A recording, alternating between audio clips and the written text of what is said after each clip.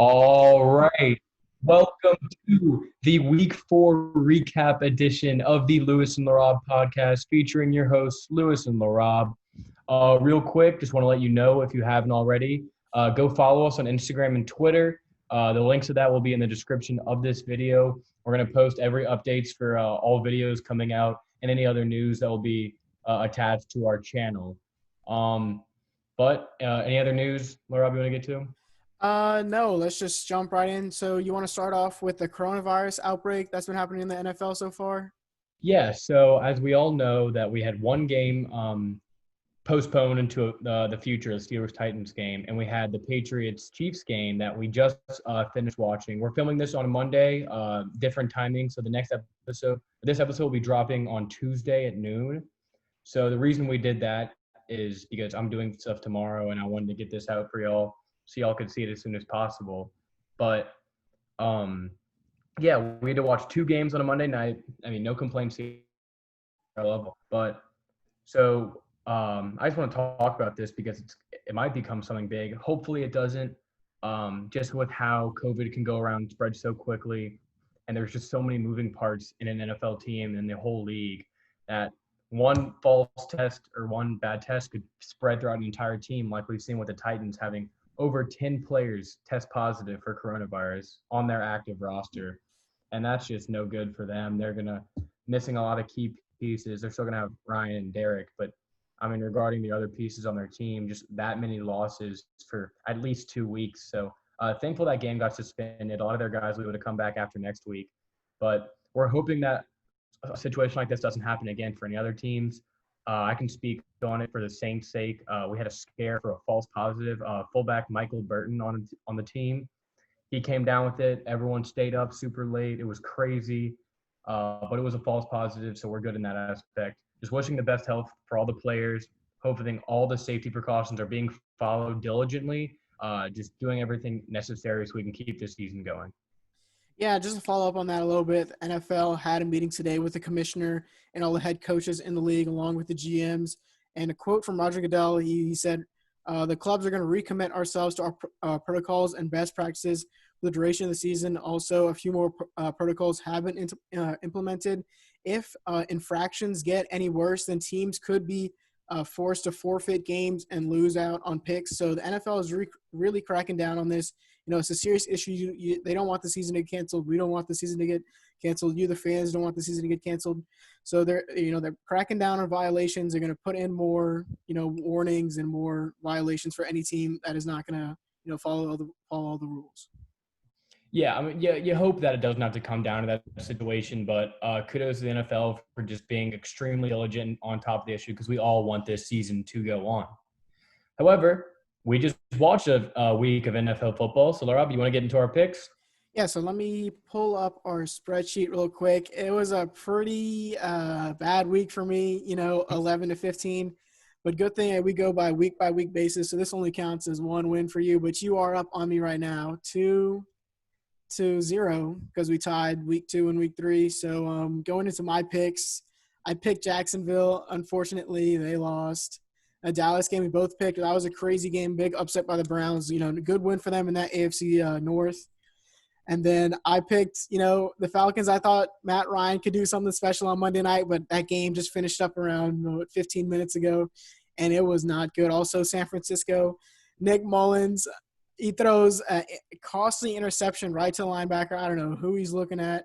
And then on that 2-point play by C.J. Beathard, he just throws a bad pass when he could have just ran it in.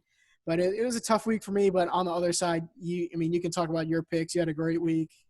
Yeah, I'm pretty confident in how I picked all my games. Obviously, I could say I'd like to go back and choose Carolina over Arizona, but in retrospect, I don't feel too bad about losing that one. There's some games that we both messed up on. Obviously, you touched on Cleveland pulling up a big upset, but I had to stick with my boy Joey B getting his first win for the Bengals in Cincinnati. So I love that for him. I just felt like the Eagles were in a win now situation, and they definitely they won a big one at San Francisco. And then, my upset, I liked Minnesota, but we'll get into all these teams pretty soon. So yeah, I lead our picks for the first 4 weeks. I'm up 2-0 with 2 ties in the middle. So I'm feeling good about myself going into the rest of it.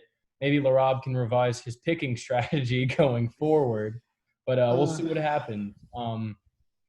Anything else you want to touch about for the picks this week? Not really, but I know I'm gonna have to step up my game if I'm gonna have any chance of winning that Canes at the end of the season. We tied the last 2 weeks, and I thought maybe I'll switch up a little bit this week, try to go a little bit more gutsy, but it didn't pan out for me. So hopefully I do a little bit better than the next couple of weeks. But so today we're going to do our quarter season breakdowns, what we think of the teams so far in each division, and maybe talk a little bit about their playoff, maybe if they can make it, sneak in as a wild card, who we see as the top teams in the NFL so far. So, Lewis, you want to start us off with the AFC East?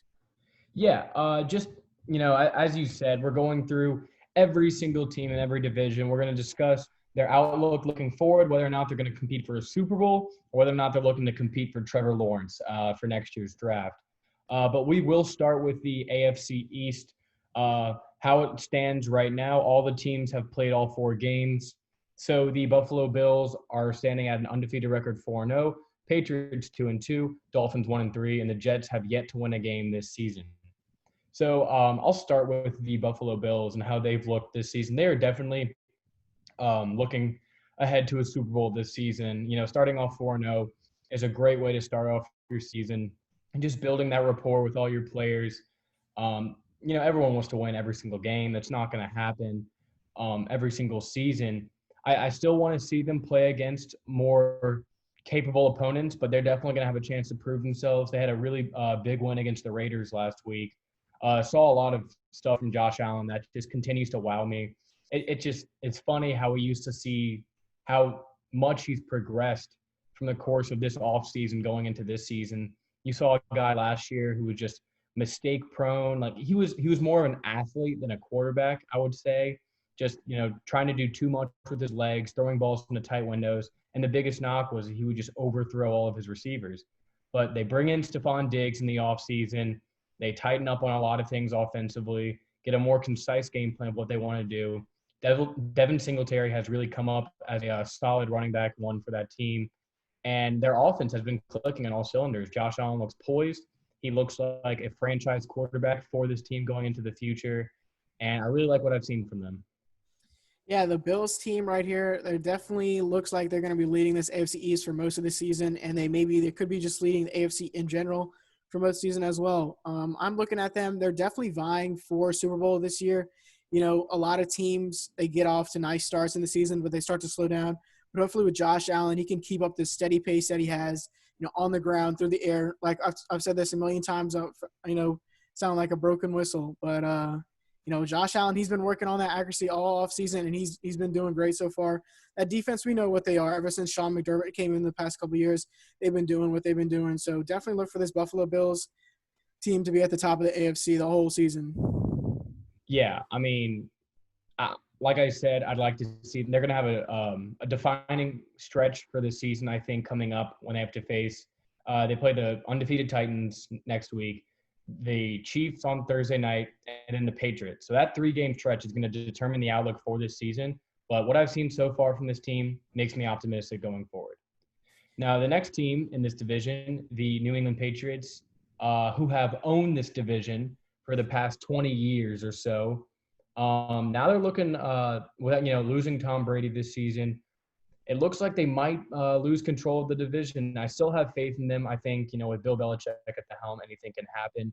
You have that experience on the roster of just winning championships and being competitive in the playoffs, knowing what it takes to win the big games. We just concluded watching them play against the Kansas City Chiefs, and if it wasn't for all their mistakes, they played Kansas City extremely well. Patrick Mahomes played a pretty average game for his standings. I'm sure he's not proud of it. But how they contained him in those first 3 quarters of just limiting everything down the field, keeping everything in front of Patrick Mahomes, their defense played an amazing game. It was just, obviously it was such a huge blow. Of course, if anyone on this Patriots team had to have gone down with COVID, it had to be Cam Newton. He's had a breakout season with the Patriots so far. He's looked like his old self. just rejuvenating this Patriots offense for what it looked like last year. And there were so many times where the Chiefs or the Patriots would go down on the Chiefs in the red zone, and you go from Cam Newton, who's one of the best red zone just weapons in the NFL in general, to Brian Hoyer, who is just had probably the worst game of his life. I mean, you go down before the end of the half and you take a sack with no timeouts left, so you can get no points going into the half, down only 3. So at least get a field goal and tie the game at 6. And then in the third quarter, you go down in the red zone again and get strip sacked and it turn it over again. So you get 0 points out of 2 red zone trips in which you could have either taken the lead or tied the Chiefs in those situations. So, I mean, obviously, I would have liked him more in this game with Cam Newton. I like what I've seen from him so far. I'm hoping he has a speedy recovery, wishing him all well. But I like the Patriots going forward. They're definitely a playoff team in my eyes. Yeah, this Patriots team, if Cam Newton's in that game, I'm think they most likely winning that game against the Chiefs. Patrick Mahomes, a lot of costly mistakes, and also that Patriots defense. We saw them drop some easy interceptions. On the first drive, Devin McCourty, the ball is in his hands, and he's dropping that easy interception, and maybe could have gone for a pick six. But I mean, I really liked what I saw of this Patriots team. Even though you're missing Brian Hoyer, most of the game you're still in it. Even going into halftime, you're talking about Brian Hoyer who got that costly sack, and then once again he goes back to the red zone, he turns it over. So it was a pretty close game throughout, and I'm expecting this Patriots team to still be fighting for playoff contention, especially in this AFC division that I'm looking at it, and there's no one really standing out to me besides. We have the Ravens, the Steelers, and the Titans, and the Chiefs, and the Bills. So they could definitely be vying for No one the besides wild that. card spot. Yeah, no, I mean, definitely set with an additional playoff spot added. It's going to take a lot for this Bill Belichick-led team to miss the playoffs for the first time, and I don't even know the last time they missed the playoffs. But we're going to move on to the next team here, the Miami Dolphins, sitting at a record of 1-3, fresh off a loss against the Seattle Seahawks. And I'm going to say this: the Dolphins have been extremely competitive in all their games, despite the record 1-3. They have a -3 point differential on the season, and they've played some really good teams. They've lost to the 4-0 Seahawks, the 4-0 Bills, and they've lost to the 2-2 Patriots, some of the best teams in the NFL. And they absolutely destroyed the Jets, but The Jaguars. Jaguars, excuse me. And not a terrible team, but it's the Jaguars. So my thing about this team, and I think the biggest storyline is, when is Tua going to play, right? Because everyone likes Ryan Fitzpatrick. We admire him, what he's done in the league for so long, but at some point you're looking at your number 4 overall pick, like, hey, when are we going to get this guy involved? The guy that we're putting so much stock in. It was tank for Tua for the last 3 years in Miami. You got the guy, he's healthy. And I'm saying, in a situation where you have a pretty complete team, you're not worried about their offensive line, you have good weapons around them, why not just play them? You look at rookies right now, it's not like in the old days where you would have to sit a quarterback for 2 years and let them get NFL reps because the lack of experience is there. Quarterbacks nowadays, they've been going to quarterback camps, and they probably throw at least 1 million passes by the time they get to college. They're involved with football and offenses, reading defenses at the age of like 12. I mean, you look at Herbert, you look at Burrow, all the young quarterbacks in this league taking over. I say Miami, why not? Even if, he turns out, if you play him and he turns out not to be your guy, you have the Houston Texans first round pick for this season, which, we'll get to them, but that's going to be a high pick. And if, it's not looking like you're going to make the playoffs or not. So why not? You're going to have 2 picks probably inside the top 10. If you don't like what you see from Tua, you have some great quarterbacks going to be on the board next draft. But I'll say you got to play him. We need to see what's going on with him. Ryan Fitzpatrick's a great story, but he's not the future of this franchise. We know the great job Brian Flores and this Miami Dolphins front office has done in putting together a competitive team. Now it's just got to build on things. Build. And that's going to start with your franchise quarterback. Yeah, I have to agree with you there. Miami Dolphins last year, everyone said, tanking for Tua, and they got him. So, I mean, I kind of have to disagree with you. It's the first quarter of the season, and, some teams like the Bengals and the Chargers, they had to throw out Herbert out there, but, I mean, he's out there. But you don't want to throw your rookie out on the bus or out under the bus as soon as the season starts unless you really have to. In Cincinnati, They trade away Andy Dalton, so I mean, who else are they going to really start at the quarterback position? With the Dolphins, they have Ryan Fitzpatrick. They can sit Tua on the bench, mentor him a little bit with Fitzpatrick. Show him the little details in the NFL that most rookies don't get to see. Maybe they're following the Patrick Mahomes strategy of old, or of a couple of years ago, where you sit him his first year, teach him a little bit about the NFL, show him how to read defenses, show him the little nooks and crannies of how to play quarterback in the NFL. And then maybe halfway through the season, or maybe starting next season, that's when they really put him in after they have a solid game plan of what they're going to see out of Tua. I mean, you bring up the Kansas City situation with Patrick Mahomes. That team was 11-5. They were winning the AFC West. Obviously, they weren't going to throw Patrick Mahomes out there when Alex Smith was still the obvious quarterback one for that team. So I'm looking at the Dolphins' schedule right now, and at 49ers, I would keep playing Ryan Fitzpatrick for that game because he could get beaten the crap out of. But then you have a stretch at Broncos, home against the Chargers, bye week, and then you play the Rams, Cardinals, Jets twice in a row, and the Bengals. What a better slate of games to throw your rookie quarterback out there and get solid quality reps. So by the time you face the gauntlet of Chiefs, Patriots, Raiders, Bills towards the end of your season, he's had at least 6 or so games under his belt to go and potentially, make some noise. So if you drafted this quarterback thinking he is the future of your franchise, and when you're taking him with your number 3 overall pick, that's what you're expecting of him, and that's what a lot of the Dolphins fans are expecting. I think it's time to throw him out there. I understand, he's still young, but we've seen young quarterbacks come in this league and tear it up, and I think he's going to do the same exact thing for the Dolphins. Yeah, maybe. I mean, they could throw him in halfway through the season, but we'll have to see. Maybe this Dolphins team can win a couple of games, but they have a pretty tough schedule up ahead, like you're saying, the 49ers. But like in the back half of the season, maybe they throw him in against the Jets and, maybe some other teams. But let's move on to the New York Jets. 0-4, minus 66-point differential. I mean, what is it really to say about this team? Sam Darnold, he's had a pretty good season. A lot of people are saying, hashtag free Sam Darnold, hashtag free Le'Veon Bell. But, this team, we're just waiting for them to fire Adam free Gase. Le'Veon Bell. He went there for more money. That's on him. He wanted to go play for the New York Football Jets. So, sorry to interrupt you, but no, do not free Le'Veon Bell. Well, we're just waiting on this whole team to be freed by Adam Gase, if we're being honest. Sure. I mean, what a poor performance by him for the past couple seasons. This team has gone nowhere. Even with their draft picks, I mean, Sam Darnold, when we saw him last year on Monday Night Football, he's saying that he's seeing ghosts out there. So, I mean, there's nothing really much to say about this New York Jets team except fire Adam Gase. I mean, you see Bill O'Brien get fired so early into the season, and the first thing that popped up to my head was Adam Gase Jet fans are probably rioting right now, wondering why their guy hasn't been fired yet. Bill O'Brien, at least he's won his division. Adam Gase can't keep a game in close by after the second quarter. I mean, it's a joke. I don't understand how he keeps getting jobs in the NFL.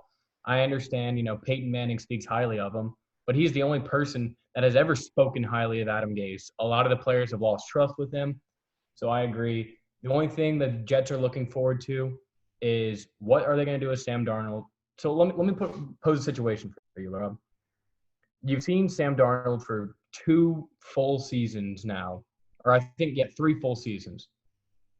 Do you consider, if you have the number 1 pick, taking Trevor Lawrence?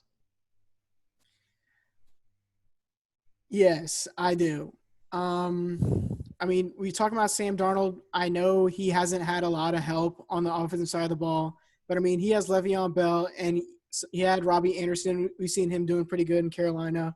So he has some offensive weapons around him. And I mean, you can't blame him for how bad, his coaching has been with Adam Gase and some other guys over there.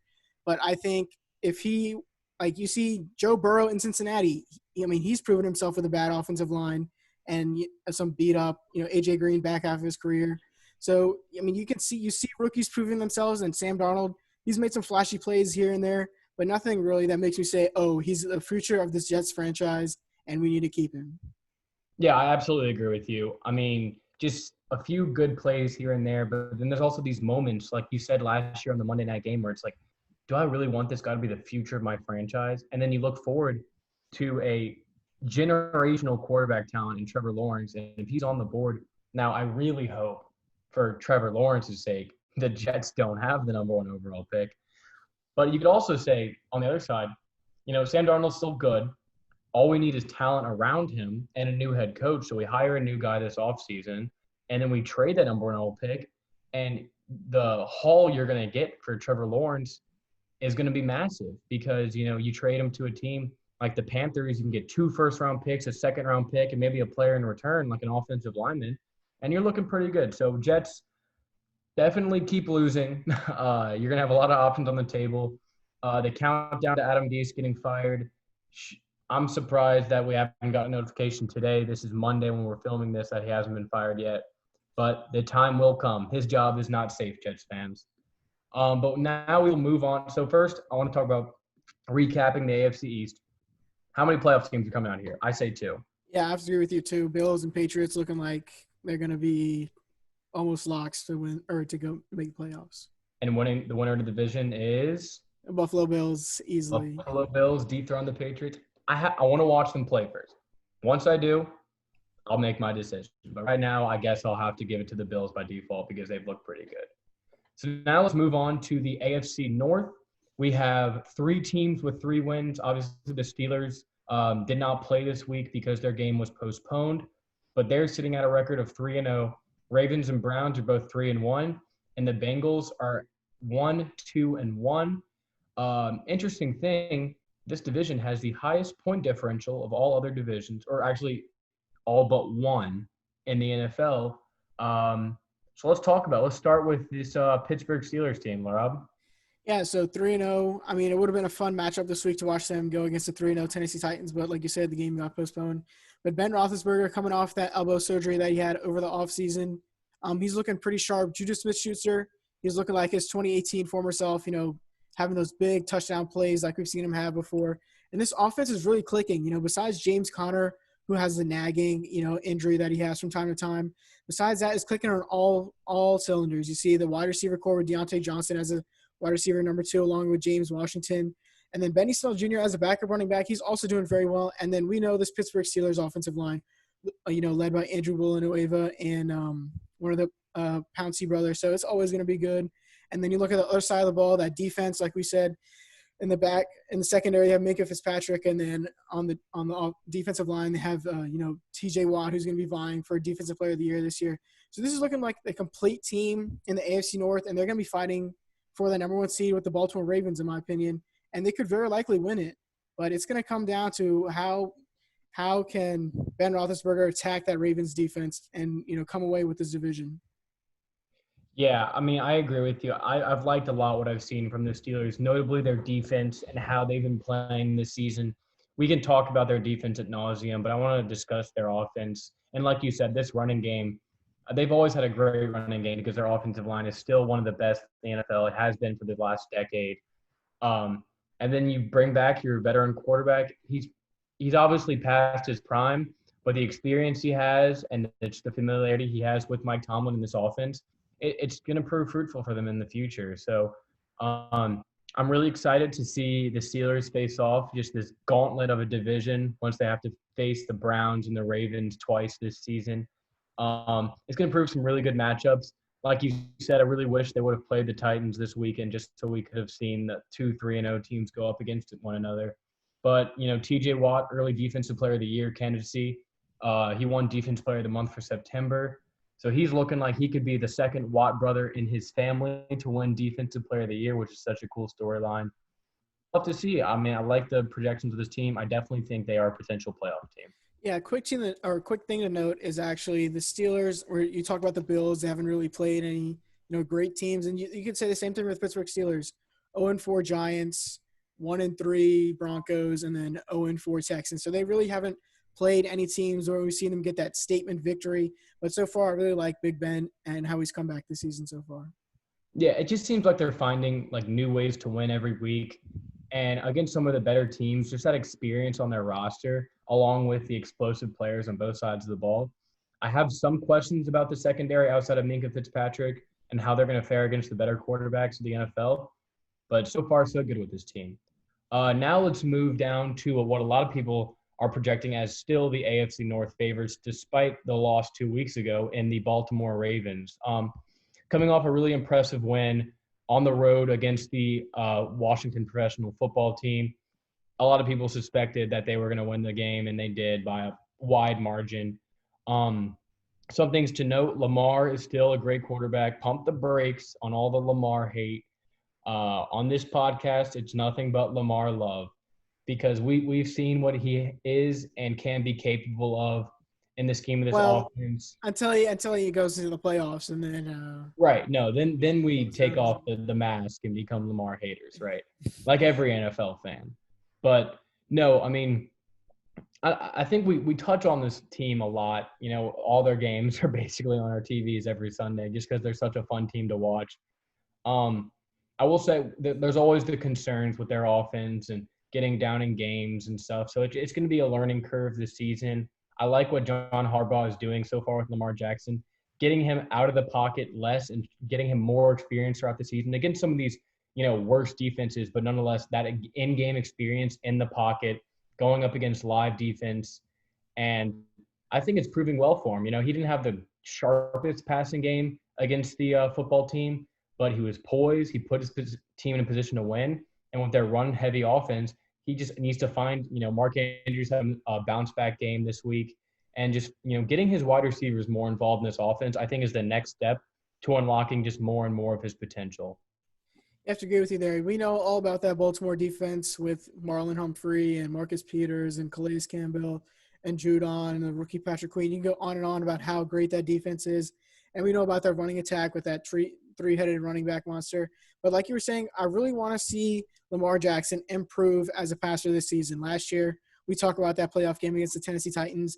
They go down big, and then they just aren't able to claw back with that passing attack, which hasn't been that good. So I really like what they're doing this season, making Lamar Jackson, even in these blowout games, throw the ball a little bit more, get used to those wide receivers, because, if it comes to playoff time and you're down again and then you fail under pressure when you have to throw the ball, it's not going to be another good look for Lamar Jackson.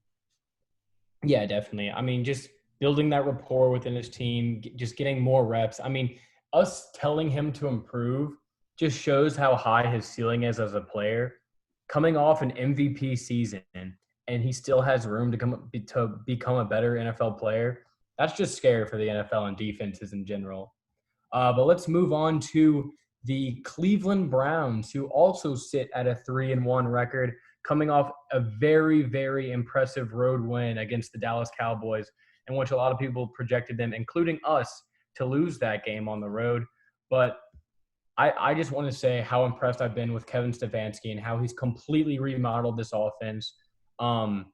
Just the emphasis on the running game and the improvement to this offensive line over the offseason have proved so fruitful for the prospects of this team going forward and having a potential playoff berth and maybe going deep into the playoffs, because we know what gets you wins in the playoffs: a solid running game and a good defense. That's the pride and proven strategy, even in the pass-happy world we live in today with all the dynamic quarterbacks. But we saw them go into Dallas, and if you told me that the Browns were going to go into Dallas and have the Cowboys score 39 points against them, I wouldn't have believed that this Browns offense could have matched them, because they rely so heavily on the running game.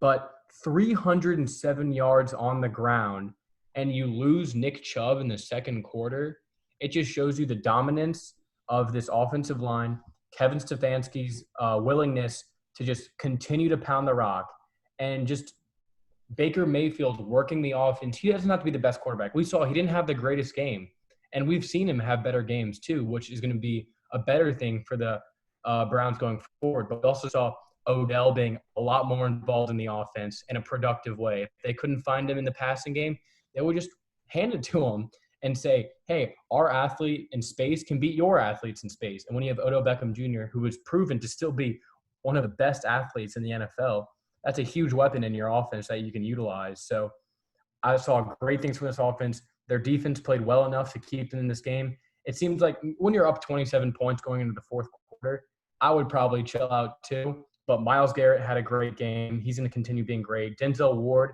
is proven to be a Pro Bowler in this league. And they're just doing enough to win games. Yeah, I mean, if I told you at the beginning of the season that the Cleveland Browns would be 3-1 a quarter of the way in, you would tell me I'm crazy. But I mean, this is where we're at so far. I mean, if we go back to week one and we see them against the Ravens, and you and I were just ripping into Kevin Stefanski, talking about, you have all these offensive pieces and like you can't score that well. I mean, what was he doing? But you see him, he's finally able to put the pieces of the puzzle, together. You see Jarvis Landry, you see Odell Beckham Jr., Nick Chubb went out, but Kareem Hunt stepped up. So you see him putting all the pieces together in this puzzle, and they score almost a 50 burger on the Cowboys. And then on the defensive side, Myles Garrett, we saw, that terrible play that he had, in the back half of the season, which suspended him. But he's came back with a chip on his shoulder, and he's also vying for a decent – I mean, he could be Defensive Player of the Year. Him and T.J. Watt are going to be going at that all season. And then in the secondary, Denzel Ward, he had a really good game, he didn't really shut down, but I would say he had a great game against the Cowboys despite, how many yards Amari Cooper had and CeeDee Lamb had. Most of that was garbage time. But it was a great all-around game by this Cleveland Brown game, except for the fourth quarter. It was kind of close, but then, we're talking about Kevin Stefanski once again. He puts the ball in his playmaker's hands. You give it to Odell Beckham Jr., and he goes and scores you a 50-yard touchdown. So this Cleveland Browns team, a lot of people didn't suspect them to be that good. With Kevin Stefanski at the helm, he's made this team into offensive juggernaut. I will say though, they're going to have they still have a tough schedule coming forward. They've beaten 3 teams that, the Cowboys were projected to win, but looking back at what the Cowboys have and haven't done this season, there's a lot of question marks surrounding that team. We'll get to them later. But you beat the Bengals at home. You beat the football team at home. But you're hosting the Colts next week, which is going to be a huge matchup, and then at Pittsburgh the week after. So you have some pretty big games coming up on your schedule if you're a Browns fan. But you got to like what you've seen so far. Some things I will say that need to be improved on. Baker Mayfield is still looking shaky going into this season. It seems like he's really thinking that the running game can bail him out. But there's going to be games in which he's going to be down and he's going to need to rely on his arm and the weapons on the outside. And we might have these concerns about targeting OBJ and them getting open and all these other things. Also, I was really impressed with their red zone offensive efficiency. They had 6 trips in the red zone and converted 5 out of 6 and a field goal on the other. If you compare that to week 1 against the Ravens, in which they kept getting to the red zone, but it was fumble, missed kick, just missed opportunities. Seeing that transition so early in the season is a promising thing, but let's hope they can keep it going. Yep. And then let's move on to the final team in the AFC North, the Cincinnati Bengals at 1-2-1. Rookie quarterback Joe Burrow, he's hanging in there barely. That Bengals offensive line has not done him any favors. But on the outside, you see him hitting his big targets. A.J. Green, T. Higgins, the rookie, had a nice game. And then you see Tyler Boyd and John Ross. So he has some nice wide receivers. And then Joe Mixon, finally, he had that big deal just before the season started. And he had a nice game, 3 touchdowns against his Jaguars defense. Oh, it's not that good, but still a great game or great win for this Bengals team. On the defensive side, they played all right. It was kind of close, most of it. But this Bengals team, I think they found their future going forward with Joe Burrow.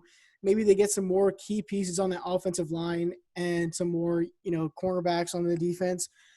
But this is definitely a team that you're going to see is not going to do very well this season or maybe the next couple seasons, but they have a bright future with Joe Burrow at quarterback.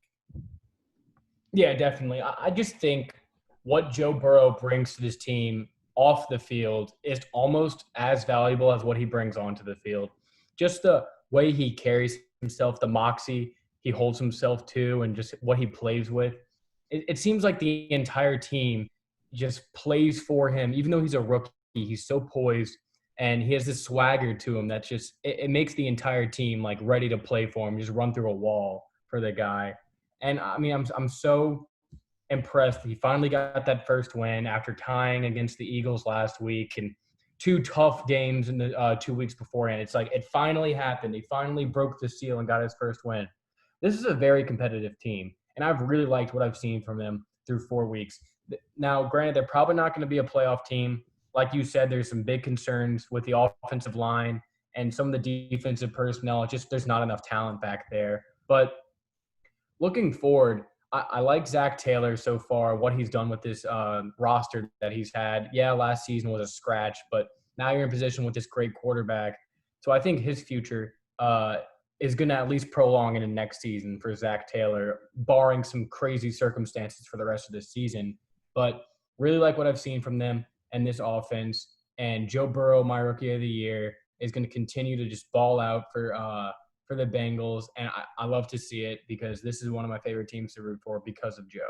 We'll talk about that rookie of the year a little bit more, coming up in a little couple minutes. But definitely you like to see Joe Burrow. He's poised back in there despite however many hits he's taken. You don't see him running over to the sideline with a sad face, slamming the iPad onto the bench. Despite all the hits he's taken, he's still going out there. No whining from him. He's going to go out there. He's going to ball out for this team. So yeah, I absolutely love what we've seen from this Bengals team so far. Surprising to note, even though they're 1-2-1, the point differential for this team on the season is 0. So they've scored just as much as they let up. So going forward in the season, you could see them being surprisingly competitive with every matchup they're going to have. But let's move on. So first, AFC North recap. What are we thinking about this division in general? This is a really tough division to predict. We haven't seen – we're talking about the 3 juggernauts in that division so far. Pittsburgh hasn't really played anyone too good. And then the Ravens, they lose to the Chiefs beside that looking really good. And the Browns 3-1, they haven't really played anyone. So I'm still going to have to go with the best quarterback in the division with Lamar Jackson and the Baltimore Ravens. I think they still hold the title over this division despite how everyone else is playing. I just trust Lamar Jackson, and that defense is, we know what that defense is. Yeah, I agree with you. I still think the Ravens, they're the proven team in this division. They showed us last season what they were made of, going 14-2. It's just for them, it's not even about the regular season. It's just about getting to the playoffs and seeing what they have from there. Like you said, the Steelers and the Browns, it seems like all 3 of these teams that we're talking about have had pretty easy schedules relative so far. So now it's just going to become the gauntlet. They each play each other. The Ravens and Browns have already played. Browns got stomped. But now there's 5 more games in this division between those 3 teams, and it's going to be really exciting games going forward into this season. So I still like the Ravens. I think if only 2 of these teams can make the playoffs, I would put my money on Pittsburgh over Cleveland.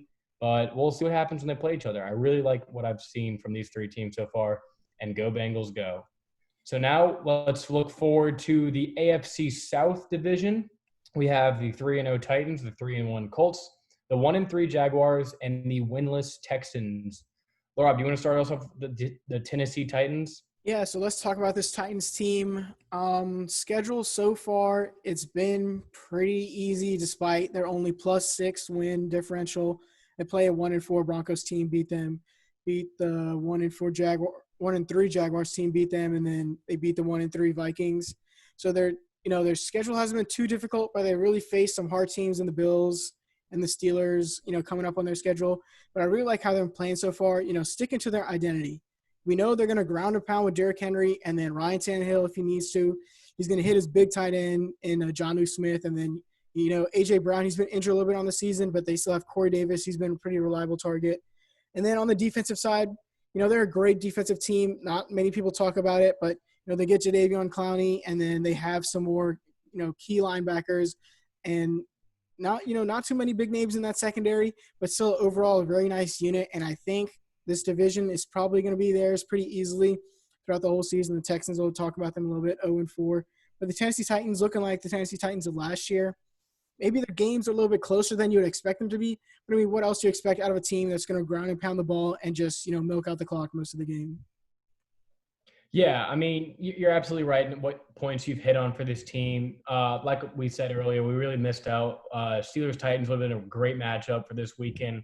Unfortunately, we didn't get to see that. It would have been a great test for both of these teams going up against each other with sort of similar play styles in that sense.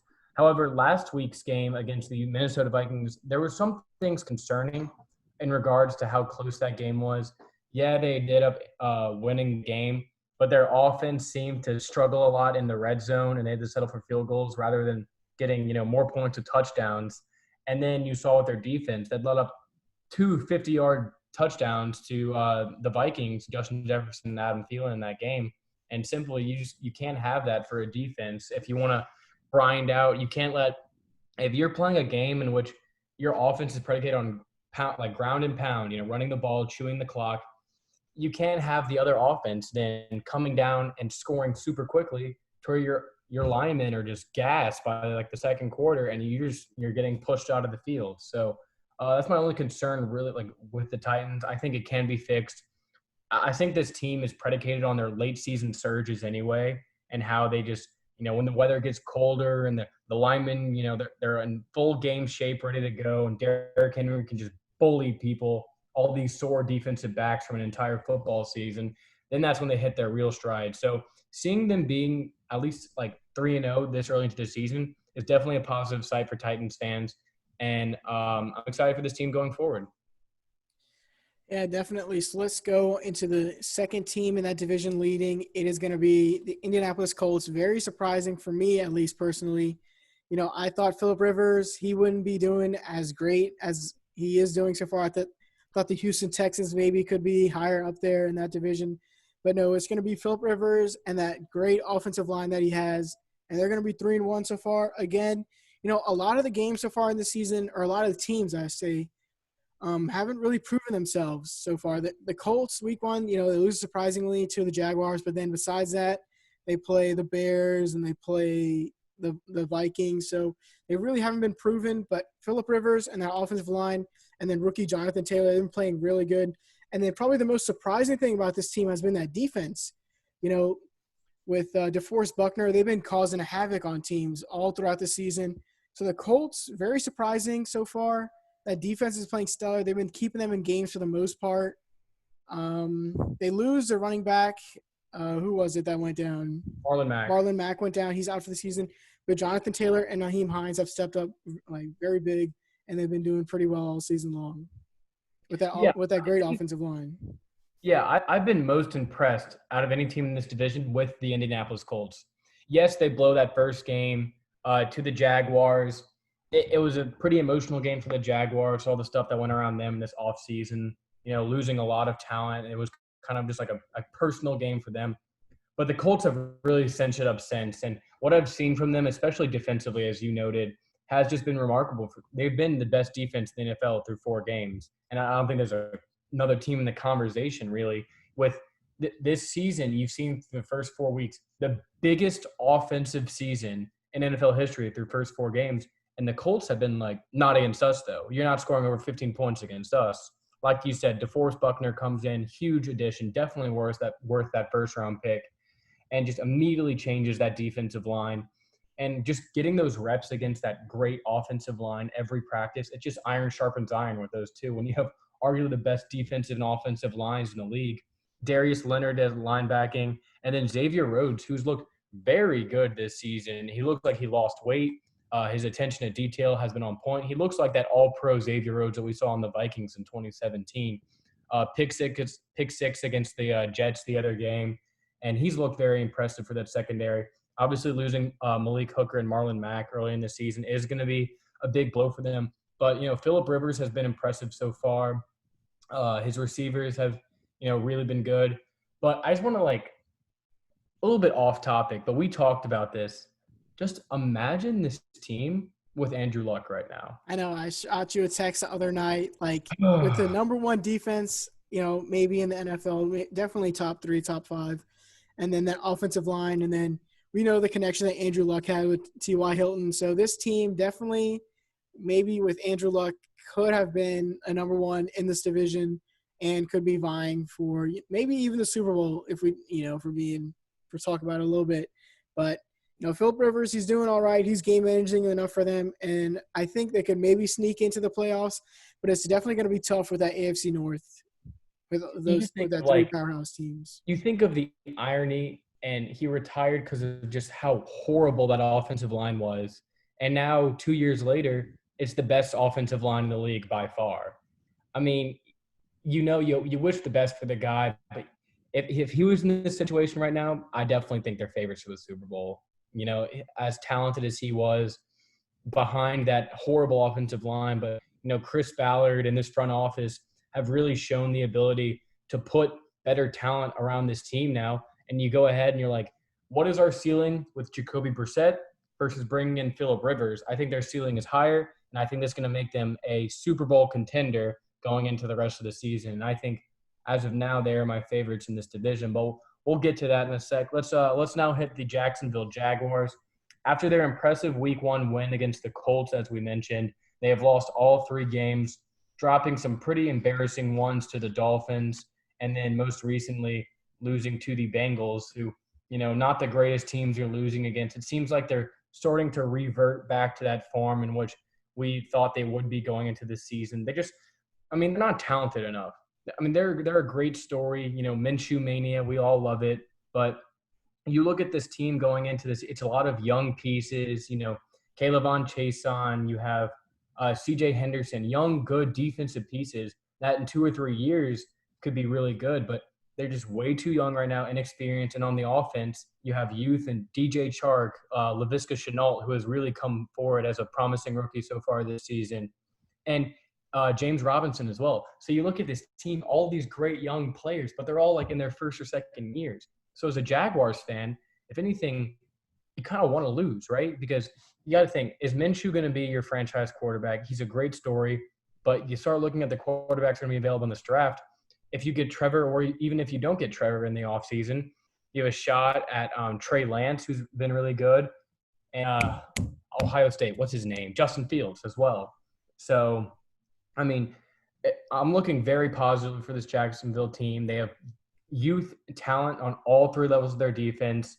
As we know, they still have Myles Jack back there, who had a very impressive interception against Joe Burrow in the end zone, just ripping it away from the tight end.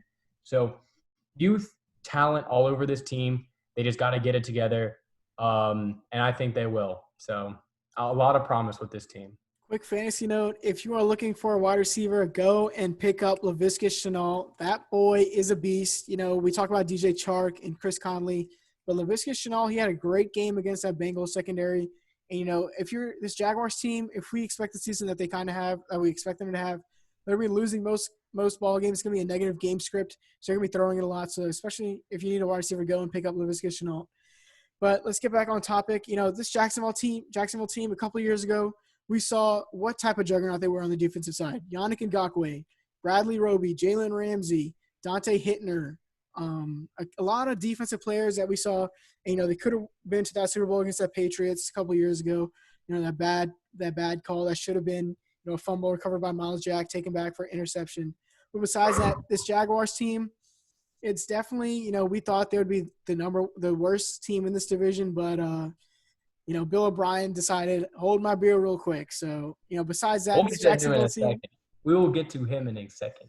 But this Jacksonville team, like you were saying, Gardner Minshew, great story, but is he the future of this franchise? Most likely not. And then undrafted rookie James Robinson, running back, will he be there, that much longer after the season or maybe the next couple of seasons? He had a great season so far. But this Jaguars team, they're definitely vying for the number 1 overall pick. And, besides that, what really is there to say? This defense or this team overall just isn't very good this season. Yeah, absolutely. I think that we've hit enough for this Jags team. Now let's move on to the winless Houston Texans. Obviously, I wanted to bring it up at the beginning, but we're going to bring it up now. Biggest news from this week, despite all the games, is the firing of head coach Bill O'Brien for the Texans. After spending 7 years as their head coach and winning 4 division championships with them, he is finally relieved of his duties as the head coach and GM of the team. Starting 0-4, your first 2 games, you go up against the Chiefs and the Ravens. You kind of expect to be 0-2, but then you drop a questionable one to the Steelers, which you had, and then you kind of blew it towards the end. You let the Steelers get back into it. And then a game against the winless Vikings, and you just come out flat. And it's little too late. Did, Will Fuller drop it? It looked like a clean catch, but, you can definitely see how it was reviewed and changed. Regardless, you can't be in a situation against a winless Vikings team. And looking at the outlook that this front office and this ownership had for this season going forward, a lot of the questionable moves that Bill O'Brien has made recently, paying Laramie Tunsil top dollar and trading 2 first-round picks for him and Kenny Stills, that was extremely questionable. And then, of course, the big one was trading for David Johnson and trading your number 1 wide receiver away and DeAndre Hopkins to the Cardinals. And you look at the outlook of this season, you have a Deshaun Watson, one of the best quarterbacks in the league. And the biggest concern for him is familiarity with an offense, and you trade away one of his most, ideal targets in DeAndre Hopkins. Yes, you shore up the offensive line. Larry Tunsil has been good, but now you just surround him by a bunch of wide receivers who lead the league in drops. This defense has been, horrible since their prime J.J. Watt days. They're the only team in the NFL through 4 weeks without a single takeaway on the season. Not even the Jets have a takeaway, but the Texans do not. Yeah, Jets have 2 takeaways. Yeah. So now you look at this. Oh, that Broncos game did them wonders. Oh, yeah. Thank you, Mr. Brett. But anyway, you look at the outlook for the rest of this season, and this is a team that was supposed to vie for the playoffs, try to win this division again, and you have a quarterback in his prime, and you're letting him down. I just think, in general, GM Bill O'Brien lost coach Bill O'Brien this job. I think as a coach, Bill O'Brien has done a fine job. There's some questionable, decisions, especially in that playoff game last year when they were up 24-0 on the Chiefs. So, but all these questionable moves he's made that resulted in his loss of, of occupation, it's his fault. Yeah, I mean, this team has been a dumpster fire all season long, and Bill O'Brien, we saw that blockbuster trade that he made, which was not any good for the team at all. He really needed David Johnson to pan out this season if he was going to keep his job. You trade away Johnny Hopkins, top 3, top 5 wide receiver in the NFL, and David Johnson, he does not have that great of a season. And then I know Larry Tunsil, a lot of people say he's a top, tackle in the league, but he has a lot of costly penalties, holding calls, false starts, a lot of that. So, it hasn't been really good for this Texans team. And then that defense, I'm sitting there watching this Texans game, and, Dalvin Cook, he's breaking 1, 2, 3, 4 tackles before, someone – or it takes like 3 people to finally bring him down to the ground. So this Texans defense, offense, everything about this team has just been terrible so far. And then Bill O'Brien, he trades away a lot of his picks. He's like, okay, we're going to win it all. We're going for the win all. We're going to trade away our picks. We're going to get these key players, Jeremy Tunsil, Brandon Cooks, Randall Cobb. We're going to sign these players. But, this team has not been any good.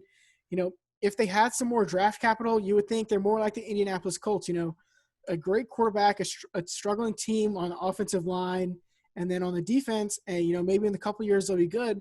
But then you trade away all your picks in your future, and then what are you going to do? It's kind of reminding me of what the Colts were in the past couple of years, except their GM was terrible, and now they don't really have anything to look forward in the future, except for maybe Deshaun Watson, if he can, kind of pull more of the Houdini and see if he can, push this team to maybe have an all right next couple of seasons. Yeah, just hitting on the future of how bleak it really does look for Texans and Texans fans. They have the highest payroll in the entire NFL, $248 million on salary guaranteed. So that's a huge concern. Like you said, 2 first-round picks in the future and 2 second-round picks are not theirs anymore, including a year when you're probably going to have a pick in the top 10, maybe in the top 3, and that's just going to go to the Dolphins. I mean, Romeo Crennel is going to be the interim head coach for the rest of the season, so let's see if he can turn it around potentially. But starting 0-4, it's not looking bright for Texans this season, and in the long term, it looks even bleaker, unfortunately. Quick take on Romeo. He used to be the defensive coordinator, and we've seen how that defense has been. So if you're hoping for the Texans to do any better, they're probably not gonna. Yep, not looking like a good pick for this division. So really quick recap on the AFC South. It seems like we have 2 good teams and then 2 pretty bad teams. My prediction, I think the Indianapolis Colts will end up getting this crown. I've loved what I've seen from them so far. They still need to play the Titans, I have some more question marks on than I have the Colts at this moment. We'll see how Phillip Rivers can fare towards the end of the season once that old arm starts getting more and more worn and torn. But I've loved what I've seen so far from both sides of the ball.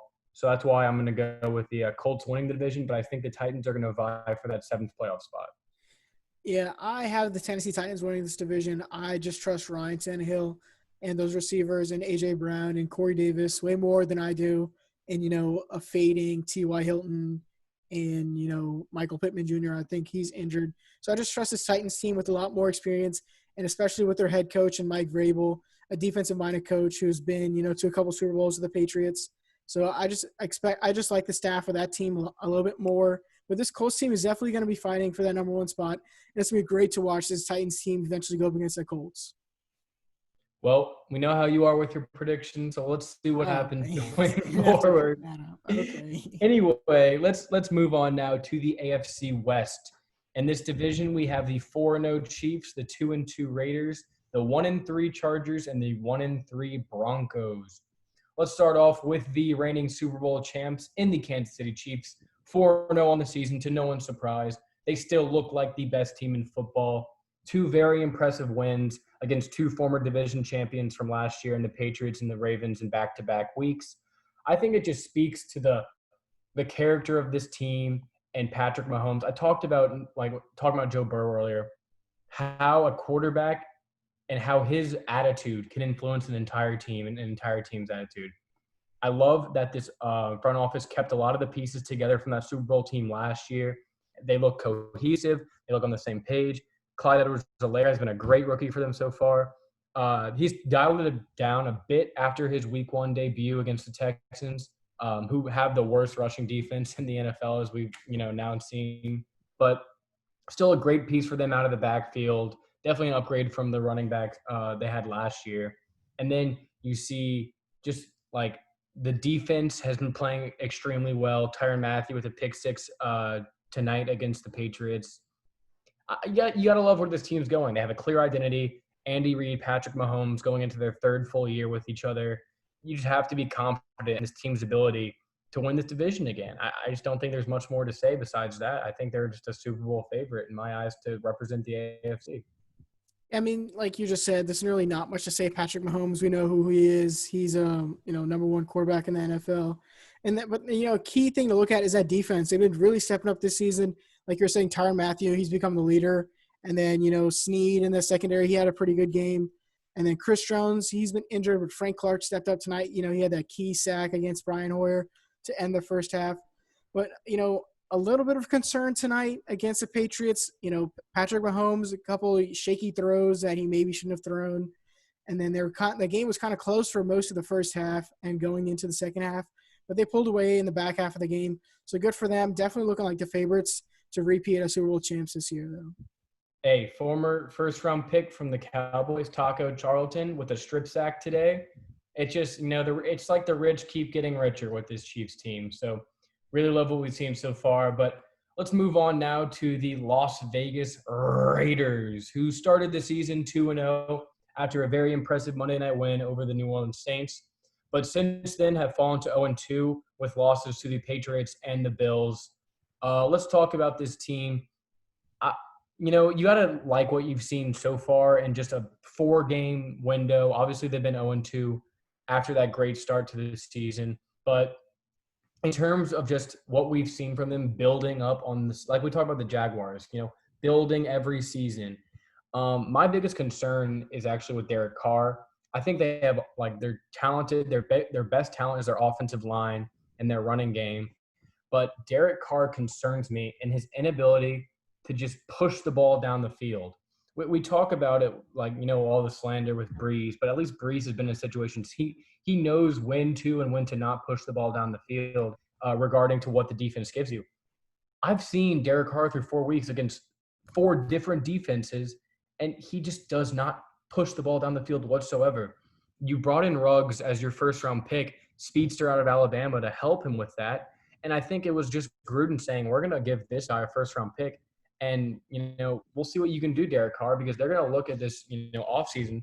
And if he can't improve on this, if he just continues to be a dink and dunk quarterback who just can't get it done in big moments, let me ask you, Laraib, I want you to answer this. If the Raiders are down 10 points going into the fourth quarter, is there any chance they win the game? It depends on who they're going against, but I would say most likely not. Not the Falcons. If they're not playing the Falcons, then they're probably going to lose. Then. Yeah, I mean, it's no knock against Carr. He's a great person, and he's been a good quarterback.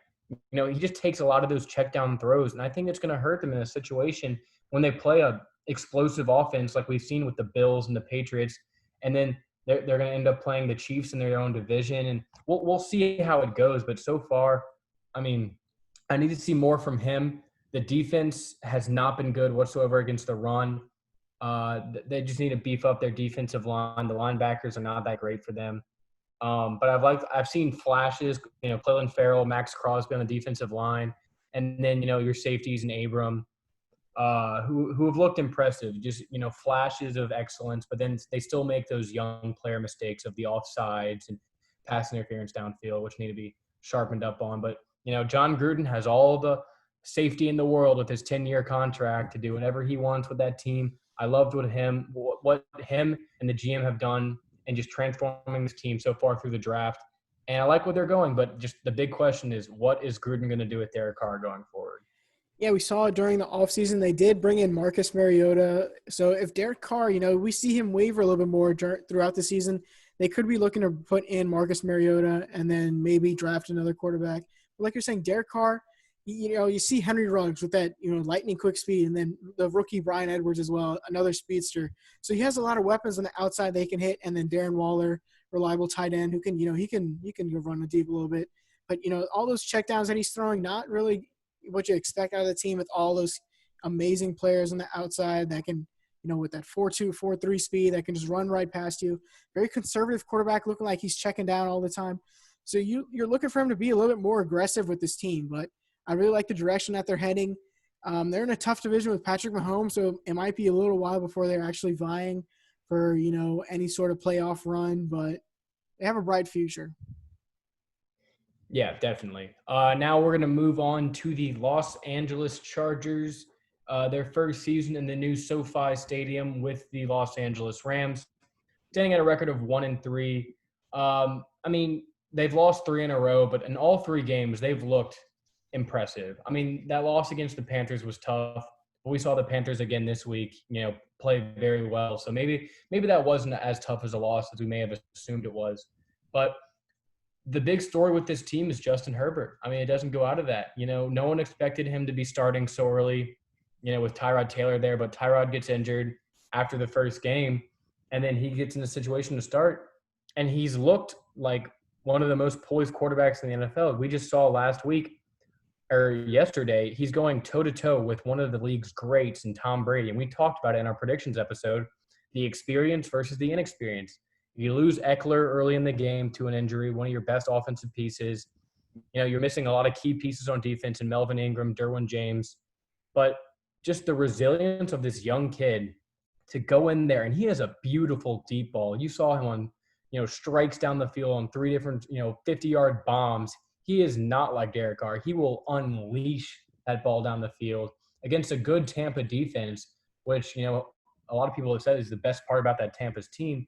Now, unfortunately, they lost against the Chargers, but Chargers fans have to love what they've seen from Herbert so far going into this season. Yeah, that boy Justin Herbert, he's going to win Rookie of the Year, hopefully. But you saw him, like you were saying, he can stand tall in that pocket, and he is not afraid to take a shot, right to his chops, and he's going to unleash that ball downfield. You saw him hit Keenan Allen for the nice touchdown. So he's a very bright spot for this team so far.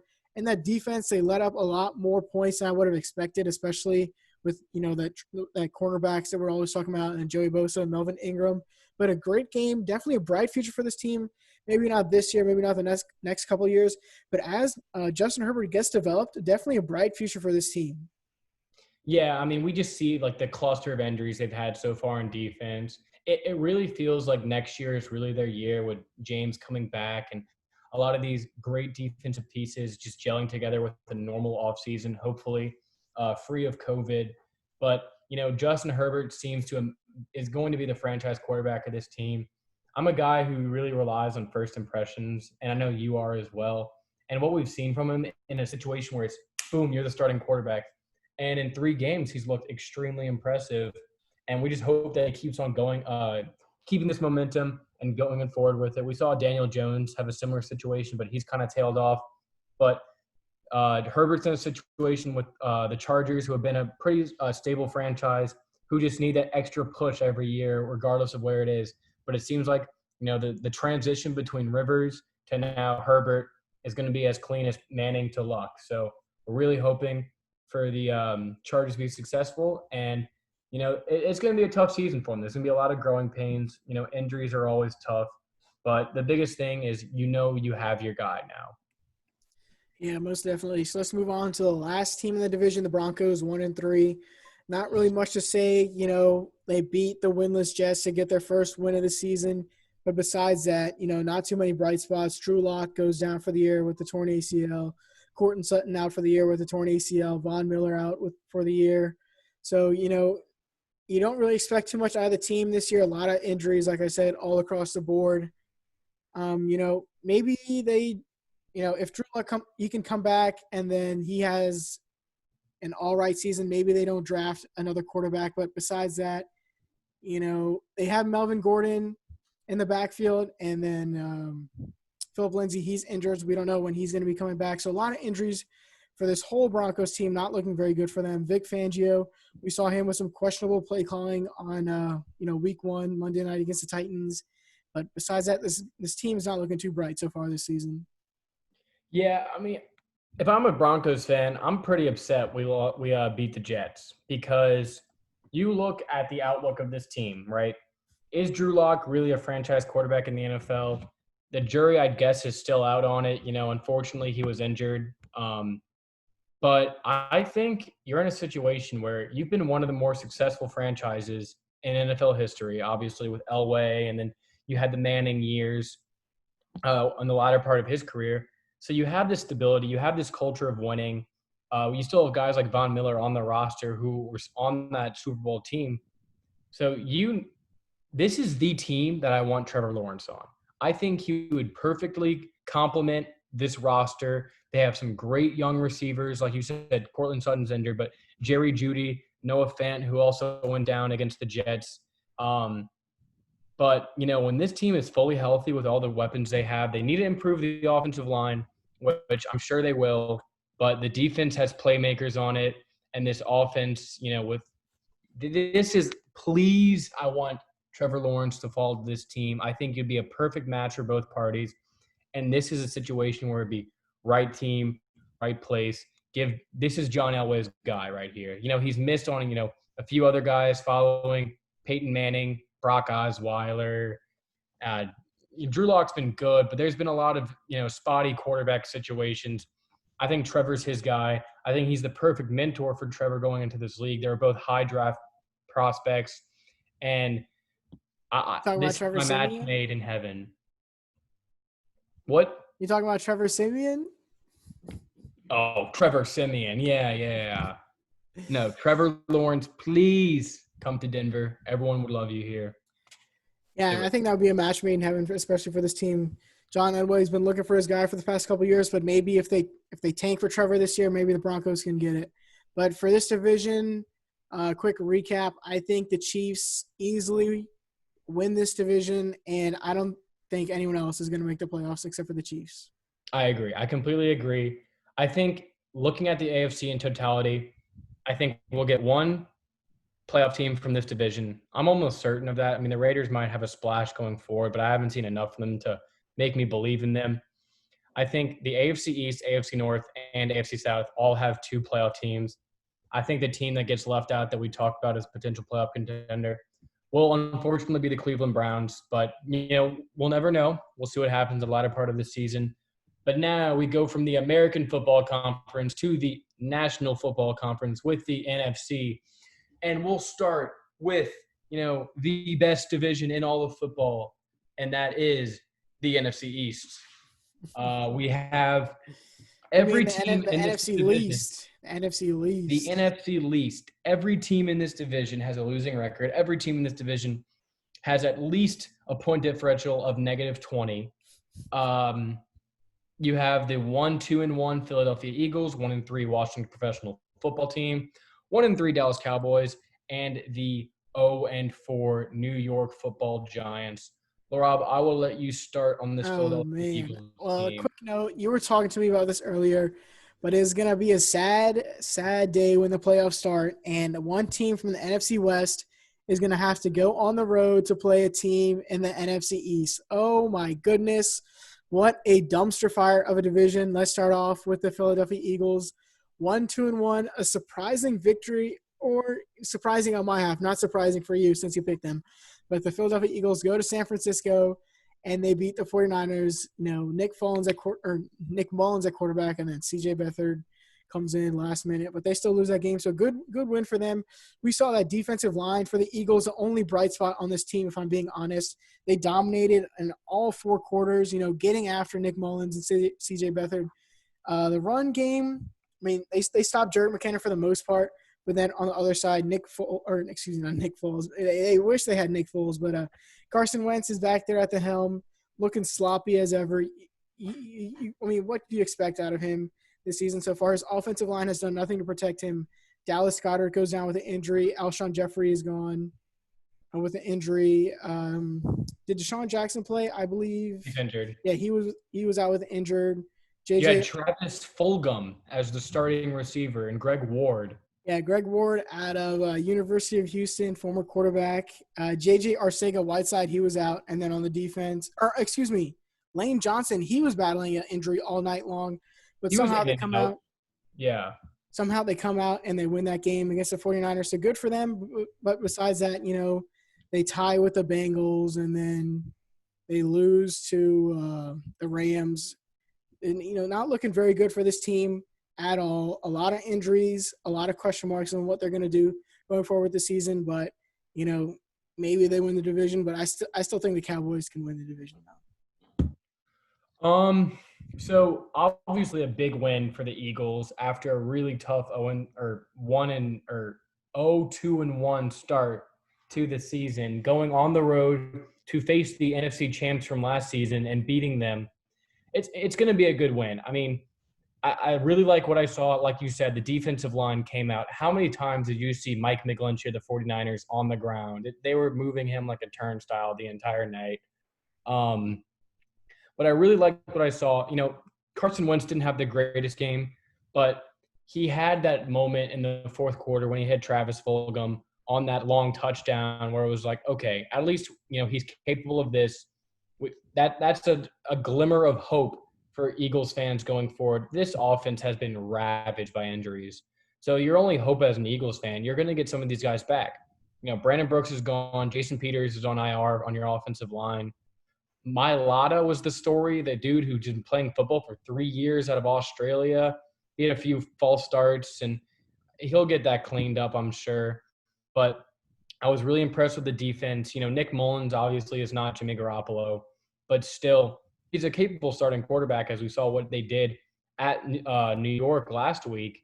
So, I mean, yes, it's just, an injured 49ers team, but I like what I've seen so far or from this performance going forward. And in this division, you get a few guys back. You get Alshon Jeffrey back. You get Goddard back. All those weapons for Carson Wentz. And if Lane Johnson can stay healthy and you get Jason Peters back eventually, it's looking like, you got a solid group around you and you can really win this division. So I think this team can be solid going forward. I don't think they're a playoff team, but you got to pick someone from this division. So they look like the team most poised to make it out, but we'll get to the rest of the teams in just a second. You got anything more on the Eagles? No. Okay. All right, let's move on to the Washington professional football team with a record of 1-3. Very impressive win week 1 over the Eagles. Comeback win down 17 points. Big win for Ron Rivera and that staff. Since then, it's just seemed like they've kind of reverted back to what we knew they were, similar to the Jaguars in a sense. But, I mean, I'm just going to talk more about the defense on the team and what I've seen from them through the first few weeks. You draft Chase Young with the number 2 overall pick in the draft, and you're expecting really big things out of him. But the defense really shows up in the first game, 8 sacks on Carson Wentz, and they've been pretty good so far. Ryan Kerrigan leading that defensive unit. But the offense has not been sharp. Is Dwayne Haskins your franchise quarterback? That's still yet to be answered. We haven't seen enough of a sample size, but he really hasn't had a great game in the NFL yet to really think that, he's your guy. Whereas you have people like Joe Burrow and Justin Herbert who immediately come in and make an impact. So football team fans really have to be concerned regarding the future with their quarterback. But yeah, 1-3, they're not looking like a playoff team. I think, they're going to be one of the bottom feeders. There's not much to say on this football team besides that they're just a football team. Yeah, a bright spot on that offense is Terry McLaurin. He had a really good rookie season, and he's continuing it so far this year. And then Antonio Gibson, he had a breakout performance this week. Besides that, they're going to have to look at Dwayne Haskins during this offseason. Is he really going to be your franchise quarterback, someone you can build around? And then, they're maybe looking to get some more key pieces on that defense, but they're definitely going to be a bottom feeder this year for sure. Yeah, I think a big thing to look at is maybe like a lot of football team fans are hoping that Alex Smith can make a return this season. We've seen him be a successful quarterback in the past, Pro Bowl quarterback. Absolute great story of his return to football. Wishing the best for him. If he can't come back this season, don't come back. But if he can come back and transform this offense into a formidable unit, and they do have good pieces, as you just noted, with Terry McLaurin and Antonio Gibson. So if they can bring him back and he can be sort of what the Alex Smith of the past was, then they have a real chance in competing in this division. But no inclination of him really returning so far, and they want to see what they have with Haskins. So it'll be a wait-and-see thing with this offense. But as it looks right now, not a bright future for this season, but going forward, they have a lot of good things going for them. Moving on, let's talk about the Dallas Cowboys. Everyone's favorite team to root against. I know I can speak personally. Winning that game in Atlanta 2 weeks ago, easily could have lost it. Could be sitting at 0-4 right now.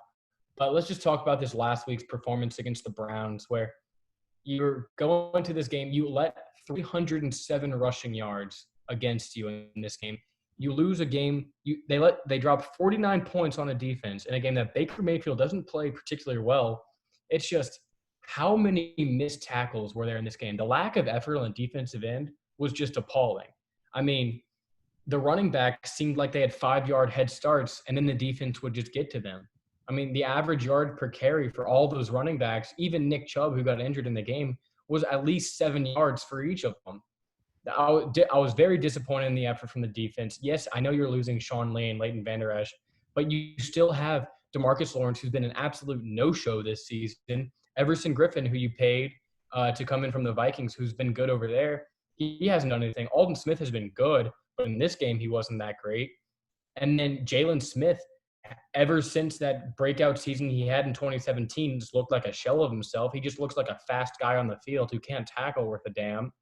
The secondary is just – it's young. They lose Byron Jones, so they're going to be exposed in that sense. And you lose like Chidobe Awuzie, one of your promising corners, to injury. So that defense under Mike Nolan has been absolutely ravaged. A lot of questions are going around regarding Mike McCarthy's hire of Mike Nolan as a defensive coordinator. People are questioning, if Mike Nolan was the right choice, which through 4 games it has looked like it has not been the choice. So this defense really needs to step it up if they want to be a good team. We know they have the pieces offensively to keep up with any offense in the NFL.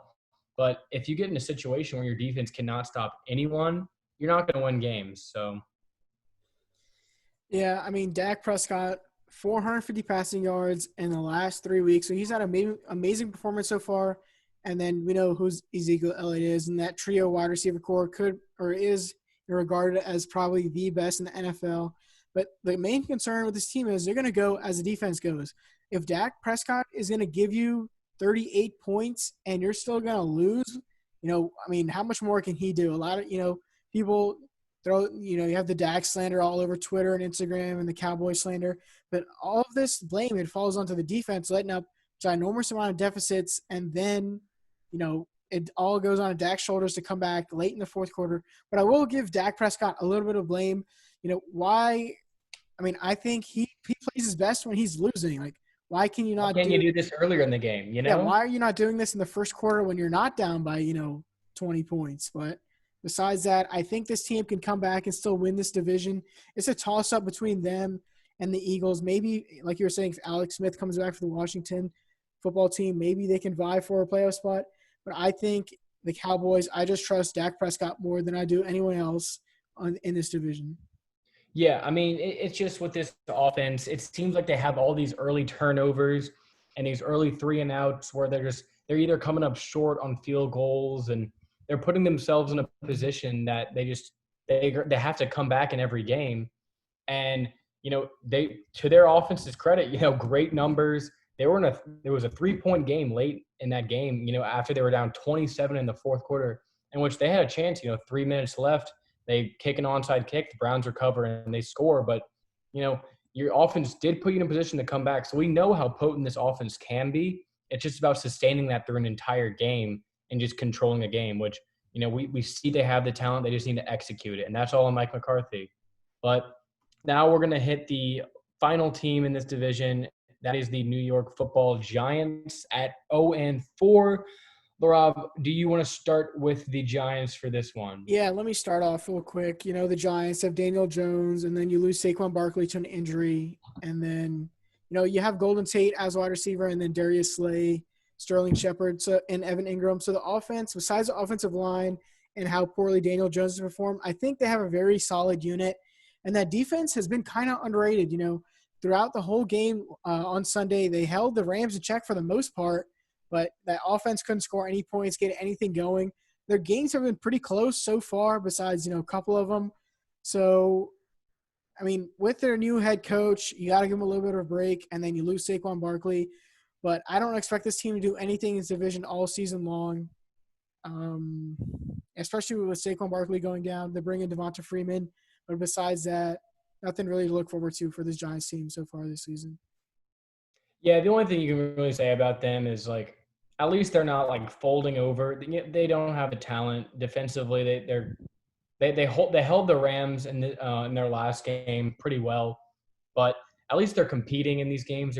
They're a lot closer than what people think. They may not win, but they're covering, and a lot of people are losing a lot of money betting against the Giants. But I respect their efforts. Is Daniel Jones a franchise quarterback? I think it's TBD. You lose Saquon Barkley, who you pattern the offense to go around through the entire beginning of the season. You lose him early and for the entire season. So it's going to be a big adjustment period for a first-year head coach and a second-year quarterback to get over something like that. But, I like the resilience they've shown in the past few weeks, even if they haven't won. They just have to keep being competitive. And like we saw for the Dolphins last year, it's not like you lose all these games, but if you can prove that you're a competitive team and that you're going in a positive direction, that's all you need to see in a team, because those wins will come. You just need to get more talent on the way. And I think things are going to look well. Just compete. Don't fold, because no one's looking at the Jets right now and saying, that's where I want to go play, because they're not one or two pieces away from being competitive. They're a whole offense and a whole defense away from being competitive. So Giants fans, I know it's been a tough decade after the Super Bowl win earlier in the decade, but stick with it. If Daniel Jones is your guy, you'll be fine. But with all the great quarterbacks that are just coming up through college, and you're going to have a lot of shots at bat. So keep it up, football Giants, and I promise salvation will be there for the New York Giants once again. So real quick, NFC least, as we just noted, it's going to come down to the two usual suspects in my eyes. I just don't think Washington's going to be able to get it together. All love towards Alex Smith, but I just don't think they'll be able to do it. I think it's going to be between the Eagles and Cowboys, and I'd like to say I have the Cowboys. They just have so much more talent than the Eagles. But there's just something about this Cowboys team that it's so hard to pick them because of the inconsistencies. Mike McCarthy looks like a chicken without his head. And I'm going to go with the Eagles to make it out of this division. They will be the only team in this division who make the playoffs. I have to agree with you. Only one team will be making the playoffs from this division, but it will be the Dallas Cowboys. That high-powered offense, hopefully they can pull it together a little bit more early on in games. And that defense, if you can just step up just a little bit more, don't be giving up 50 burgers to the Cleveland Browns, and hopefully you can squeak by and win this division. Yeah, not a great year for the NFC least. But let's move on to the NFC North. We have the undefeated Green Bay Packers at 4-0, the 3-1 Chicago Bears, 1-3 Detroit Lions, and 1-3 Minnesota Vikings. I will start here with the undefeated Packers. My pick to represent the NFC this year in the Super Bowl, they just look so sharp offensively. They don't even have – we saw them just beat the Atlanta Falcons. Again, they should have won, and they won pretty handily. A big game for tight end Robert Tonyan with 3 touchdowns in this one. It just seems the chemistry on this team is so much better. Aaron Rodgers gets along with all of his teammates. He was joking around with Tonyan, and you saw them wearing the tie-dye hats on the sidelines. This team, they're just so poised.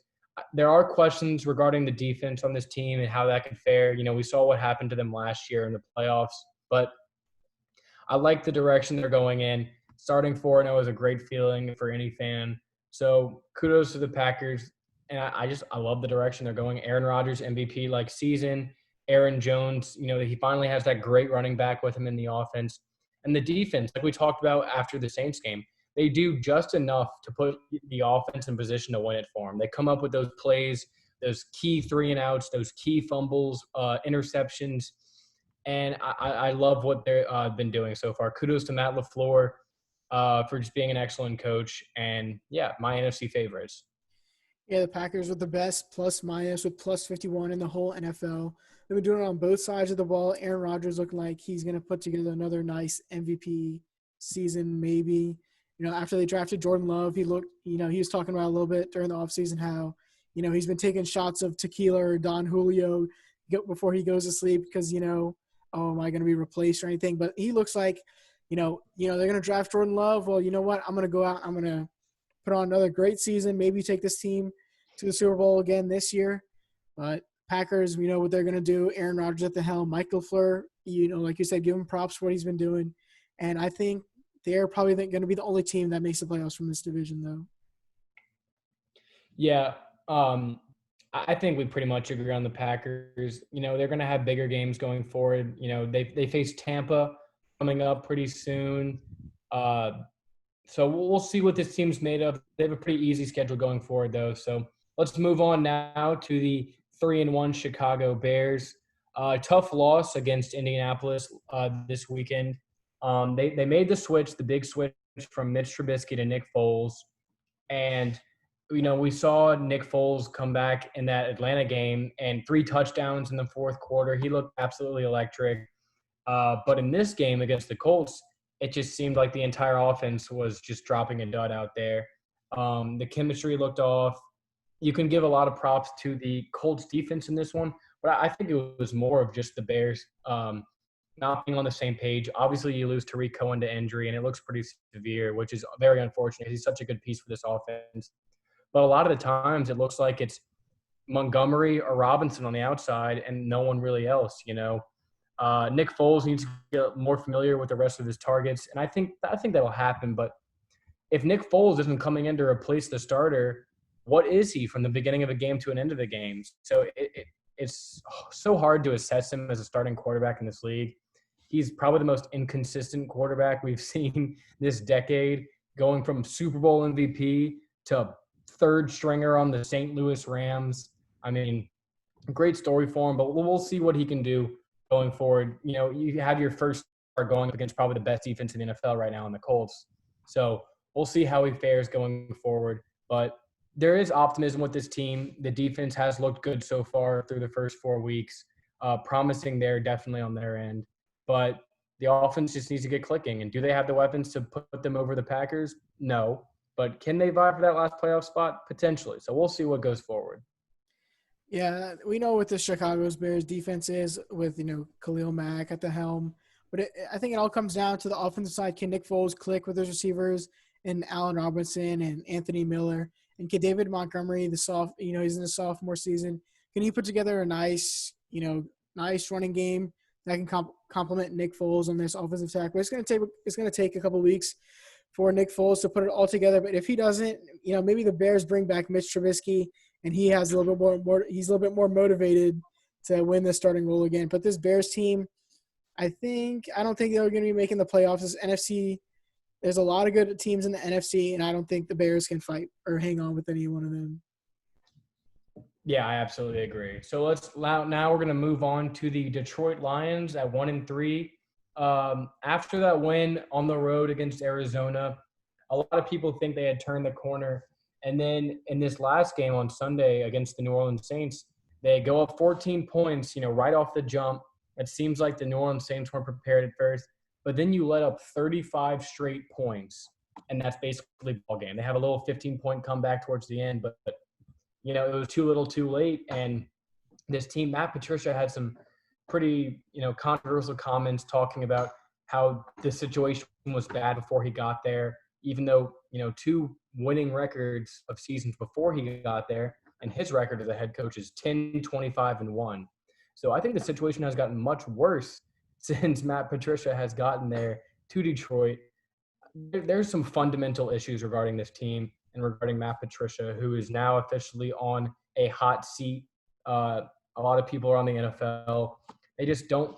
There's always been problems in the locker room with him. Is he really a player's coach? It just those former Belichick assistants. They think they can come in and just replicate what the success of New England has been, and it's nearly impossible because you don't have that tradition of winning. You don't have the players for that, and you're just disrupting another completely different culture, and it falls on his head. So I just don't think Matt Patricia is the right fit in Detroit. You're giving up 6 straight games in which they've lost. They've had a double-digit lead in that game. That falls on the coaching. That's what it is. The defense, they have talent. Matt Stafford is a talented quarterback, and I don't like the outlook of this team with Matt Patricia as the head coach. Yeah, Matt Patricia, he's definitely on the hot seat right now. This team has been looking very good. I was thinking that maybe Matt Stafford can have a nice season, maybe win comeback player of the year, but unfortunately that does not look like it's going to be the case. You lose Kenny Golladay in the beginning of the season, but he comes back. So you have Kenny Golladay and Marvin Jones, but you still can't get anything going against the Saints defense, which we've seen the past couple of weeks has been torched. And then, ever since I'm gonna defensive starters in the secondary. Yeah, I mean, you're talking about the Saints defense missing a lot of key players, and you still can't get anything going. And then this Detroit Lions run game, it hasn't been anything since Barry Sanders left, if I'm being honest. Since Barry Sanders has been gone, this team has not been anything switching running backs, every couple seasons. And then on the defensive side, you have some key players in Jamie Collins and Jeff Okudah. He's been all right. But besides that, very poor performance, give up 35 straight to Drew Brees. Maybe, you chalk it up to, Hall of Famer Drew Brees being Drew Brees, but he hasn't looked too good the past couple games. So, a lot of questions for this Detroit team. And I'm expecting Matt Patricia, hopefully he'll be gone and, towards the back half of the season or after the season ends, because this Lions team, it's not working out for him. Yeah, so we don't project this Lions team going far. We had high hopes for them going into the season, but if it continues the way it's going, it's going to be a rough rest of the season for the Detroit Lions. All right, but we're going to move on to the 4th place team in this division in the Minnesota Vikings, coming off a very impressive win over the Texans, granted the winless Texans, but someone had to win that game, and the Vikings, they looked very impressive. I mean, I talked about offensive identity, and you lose Kevin Stefanski, and you see what he does with the running game in Cleveland.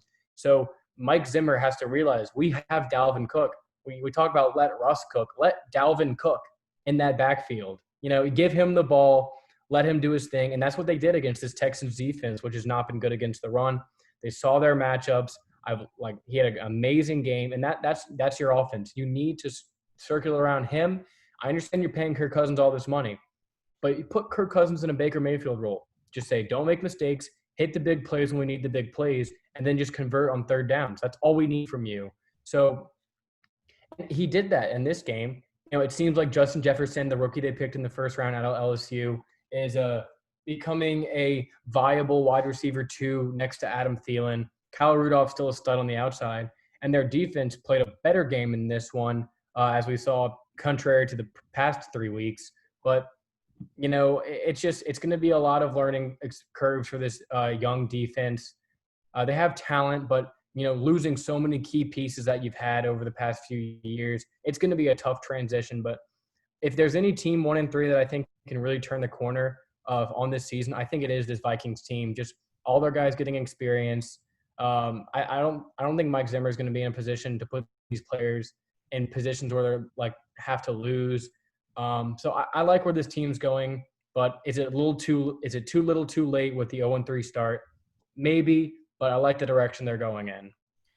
Yeah, you're talking about this a little bit earlier, but they found their identity, in Dalvin Cook. Run the ball with him and then set up the play-action pass on the outside to Kyle Rudolph, Adam Thielen, Justin Jefferson. You can hit those deep plays against the secondary after you bring everyone in, to stack the box to stop Dalvin Cook. And that's exactly what they did against the Houston Texans on Sunday. And then on the defense, we saw them give up a couple of big plays to Deshaun Watson. The game came down to, last-minute play by Deshaun Watson. Was it a catch? Was it not? I personally think it was a catch. But what happened, they challenged or they reviewed the play. It wasn't a catch. So, tough loss for the Texans. But, good win for the Vikings. Established their identity. Their defense, a little bit young, as you were saying. And I don't know how well they're going to be able to keep up with, if they ever play Aaron Rodgers and they play Matt Stafford. Hopefully he can get it going a little bit. But I don't think this Minnesota Vikings team has any shot of winning the NFC North. All right, let's move on now to first NFC North. I like, obviously I think the Packers are going to make the playoffs this year, as I think they potentially are going to have the number 1 seed in the NFC. But besides that, I really don't see maybe one of these teams have a push. The Bears are 3-1, but are they really a 3-1 team? So I genuinely think there's going to be one team coming out of this division for the NFC North, and I think that is going to be the Green Bay Packers. Yeah, I have to agree with you. It's definitely going to be the Packers who win that division.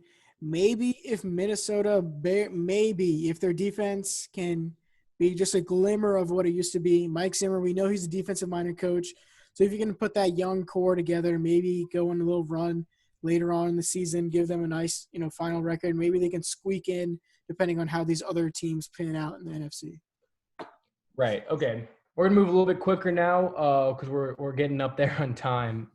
It's pretty late, but we're gonna hit every team. So moving on now to the NFC South, we have the 3-1 Buccaneers, 2-2 Saints, 2-2 Panthers, and the 0-4 Atlanta Falcons.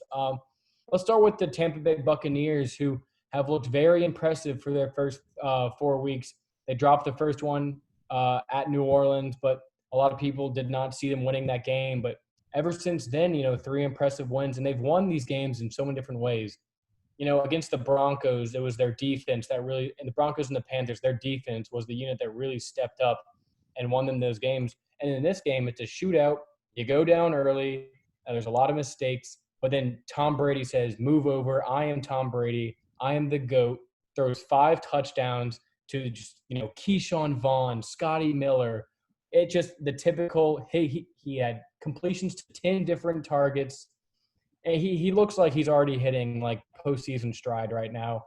The composure he plays with and just the leadership that he's, garnered with this team. It's going to prove very fruitful for this young team going forward underneath Tom Brady. So you got to like how they're looking going forward into the rest of this season. Now they're going to have some more pivotal matchups coming up, games against the Packers. They play the Saints again, and they play the Falcons twice and the Panthers once. So still have a lot of games to go to prove where they really sit in this division, but you got to like how they look so far. Yeah, I think this was Tom Brady's coming out game. He finally comes out, has a great game, throws 5 touchdowns. He comes back in this one. Awesome. A little bit disappointing by that defense, giving up a lot of points to the rookie Justin Herbert. But Tampa Bay looking like a complete team. Like you were saying, every single game has been a different part of their team that has stepped up, so it's just looking really good for them. The New Orleans Saints, they've been coming back a little bit, hitting their stride once again. Michael Thomas is coming back next week. So they're going to be fighting with the New Orleans Saints to win this NFC South. But the Buccaneers, Tom Brady, looking like Tom Brady of old once again. It's going to be great to watch them go against this New Orleans Saints team. Yep, let's see if they can keep it up. Now moving on to the New Orleans Saints, who after a 2-game losing streak, some really tough games, games that you probably don't see them lose in previous seasons, they come back on the road with a lot of adversity, a lot of injuries going into this game, the coronavirus scare, go down 14 points early. But it's a testament to the leadership of Drew Brees and Sean Payton, all the experience they've gone through, to just reel off 5 straight touchdowns on 5 straight possessions, to go up 35-14 and essentially put this game away. Detroit came back a little bit later, but I just want to talk about the resilience of this team, the experience, and that's what gives me hope going forward for this team being a playoff team, a contender, especially, a contender in winning this division over the Tampa Bay Buccaneers. There have been question marks, though. Drew Brees had a much better game in this one, and just extending the ball down the field. You see his chemistry has really improved with Emmanuel Sanders. Emmanuel Sanders' best game in New Orleans, 6 receptions for 93 yards. And then the other receiver, Traquan Smith, with 2 touchdowns. So you have to like what you've seen from them. But, you're getting a lot of pieces back. Michael Thomas, Marcus Davenport, your 2 cornerbacks. So the future is just looking bright for this New Orleans team. But we'll see how it goes for the rest of the season. Yeah, a lot of overreactions about Drew Brees and whether his career was in jeopardy. Maybe they could put in Taysom Hill as a starting quarterback or Jameis Winston. But he's really stepped up, and a statement win for them once again. They're going to be fighting for that number 1 seed, and it's great to see that they were able to get a win with Michael Thomas out. Emmanuel Sanders really stepped up in that game.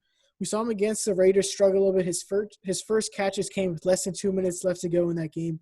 But then we saw him against the Packers really lighten it up. Who was that receiver? Traquan Smith. He had a great game, 2 touchdowns for him. Really, you saw the wide receiver core really stepping up. Alvin Kamara, we know he's looking like the number 1 running back in fantasy, or in the NFL right now. Saints, they're missing a lot of key pieces in that secondary on that defense overall, but they're going to be coming back soon. This team looks like it's going to be fighting for the number 1 spot in the NFC South. Yeah, definitely. You got to like what you've seen from them in this last week, and we'll just see what happens going forward. They face the Chargers on Monday night. So now we go to the surprisingly 2-2 Carolina Panthers, who, after starting the season 0-2, railed off 2 extremely impressive wins against the Chargers and then recently against the Cardinals, games they were not favored to win. But Teddy Bridgewater and this offense, they've really been clicking recently, and Matt Rule has been proven to be a solid head coach and just getting over these recent humps. They lose Christian McCaffrey within, the second game of the season, and at that point you're like, all right, we can easily just turn over the rug, look forward to the draft. We're in a really tough division. Let's just move on. But no, the leadership and the abilities of Teddy Bridgewater, Matt Rule and this team really coming together, and the defense, who you probably can't name a single person on. Like, it's a bunch of just rookies and second-year players who are just like fast, like play with their hair on fire, running towards the ball. Really like against Kyler Murray, it seems like they had the perfect game plan of scheming against him, keeping him out of the getting out of the pocket, keeping him in the pocket, making him just hit the short things, and it really caused problems for that Cliff Kingsbury offense. So you love what you saw from the defense. The connection with Teddy Bridgewater and his 2 receivers and Robbie Anderson and DJ Moore has been electric so far. Fantasy owners, if Robbie Anderson has not been picked up for some reason on waivers, look his way or trade for him, because he has been a monster so far in this season. And then Mike Davis has come in from McCaffrey and played pretty well in his replacement. Obviously, you're not going to be Christian McCaffrey, but you got a pretty good shot there with him. So you love seeing this team be competitive in a season where you could have easily looked at this, time, been like, new quarterback, new coach. Let's just, let's mail it in some of these games. But you love their competitiveness. And in the NFL, teams don't go from 0 to championship. You're not suddenly the New York Jets and then turn into a Super Bowl team. That's why I love the competitiveness I've seen from this Panthers team. And they're probably not going to make the playoffs this season, but just showing their grit and their love for the game. I love Teddy Bridgewater. I love his story. His comeback has been unreal. And seeing him score that rushing touchdown on Sunday was really like a really magical moment, and seeing like where that knee was and where it is now. But definitely a lot of promise for this Panthers team, and Matt Rule is proving to be a good coaching hire. Yeah, congratulations, Teddy Bridgewater, his first rushing touchdown since that horrific knee injury that he had. This Panthers team, they really don't have anything to lose. Like you're saying, you can't name a single player on that defense, but they're still going out there and they're going to ball out. And then Teddy Bridgewater, props to him. He's been a great leader so far, showing that he can get it done with DJ Moore, Robbie Anderson, Curtis Samuel, and then even with Christian McCaffrey out, Mike Davis, he can go out there, he can pound that rock. So this team, like you said, they're not vying for a playoff spot, but they're going to stay competitive, like like the Dolphins. We can look at in the AFC East. They can be competitive while they're still rebuilding, and then hopefully, maybe in the next couple of years, they can look towards making a playoff push. And hey, 7 playoff teams. Who knows what can happen this season? Just stay competitive, and you could sneak in. So I like what I've seen from the Panthers, but let's move on from a good team good surprises to bad surprises in this 0-4 Atlanta Falcons team. It's just a situation of the talent is there offensively, defensively it's not, and how close is Dan Quinn to getting the boot? You know, I give it 2 weeks maybe if he continues these performances up. I mean, maybe after this, tomorrow morning we'll wake up, or on Tuesday morning, whenever you're listening to this, you'll wake up and you'll see Dan Quinn is fired. So by the time this podcast airs, he might already be off the Falcons staff. So who knows? He's had a long tenure there. A lot of good successes, a Super Bowl appearance, but his shortcomings are definitely going to be the telltale of this Falcons football team in his tenure. Just the inability to keep leads, the infamous 28-3, and then this season it's been even worse. And then just this recent buzzsaw by the Packers where the entire team looked out of sync. It took them 2 at least 15-yard plus plays just to get all the way down the field to score against a Packers defense, which truthfully is not all that great. And, Young Hoku was injured, so you had this new kicker come in. It's just problems all over the field for this Falcons team. And it's time for DQ to get the boot. Yeah, ever since they went to that Super Bowl and they lost, it's been downhill for them. Every single year, injury plagues their defense. Keanu Neal, he's been injured almost every single season, unfortunately. A lot of they lose. Desmond Trufant, he goes to the Lions. They bring in Darqueze Dennard. He's injured. So a lot of injuries on that defense. And then the offense, Matt Ryan, like we said, he can get a lead, but he can't hold it. And then in this game, he just couldn't get anything going against that Packers defense. So Dan Quinn, like you're saying, he could be gone in a snap at any moment. Todd Gurley, he scored 2 touchdowns tonight, but besides that, nothing, not too great of a season by him. I mean, you have Julio Jones and Calvin Ridley, and you're just wasting their careers. Matt Ryan, unfortunately, I don't think he'll ever win the Super Bowl despite, coming so close to it. But this Falcons team, definitely be looking forward to them rebuilding in the next couple of years. Yeah, definitely. So for the NFC South, how we're looking right now, most, I would say there's going to be 2 teams out of this division. If I had to pick, I still like New Orleans winning the division. I have to see Tampa face, the Packers of the world and real legitimate teams first before I can crown them yet so early after we've seen the Saints dominate so much the past 5 years in this division. But if only 2 teams are going to make it, and I think it's going to be the Buccaneers and the Saints. Yeah, I got the Saints and the Buccaneers making the playoffs, but I think the Saints will make it over the Buccaneers just because of familiarity. You were talking about this a couple of weeks ago on the podcast. Drew Brees and Sean Payton, how long have they been together? They know the system. They know, how each of them can work together to, have this high-powered Saints offense. So I got the Saints. They're going to take over the number 1 spot in the NFC South, and the Buccaneers will be a wild card team. So let's move on to the NFC West, the only division in the NFL where each team has a positive point differential. So let's start off with my favorite team in the NFL, the Seattle Seahawks, 4-0. Finally letting Russ cook. He's having an MVP type season.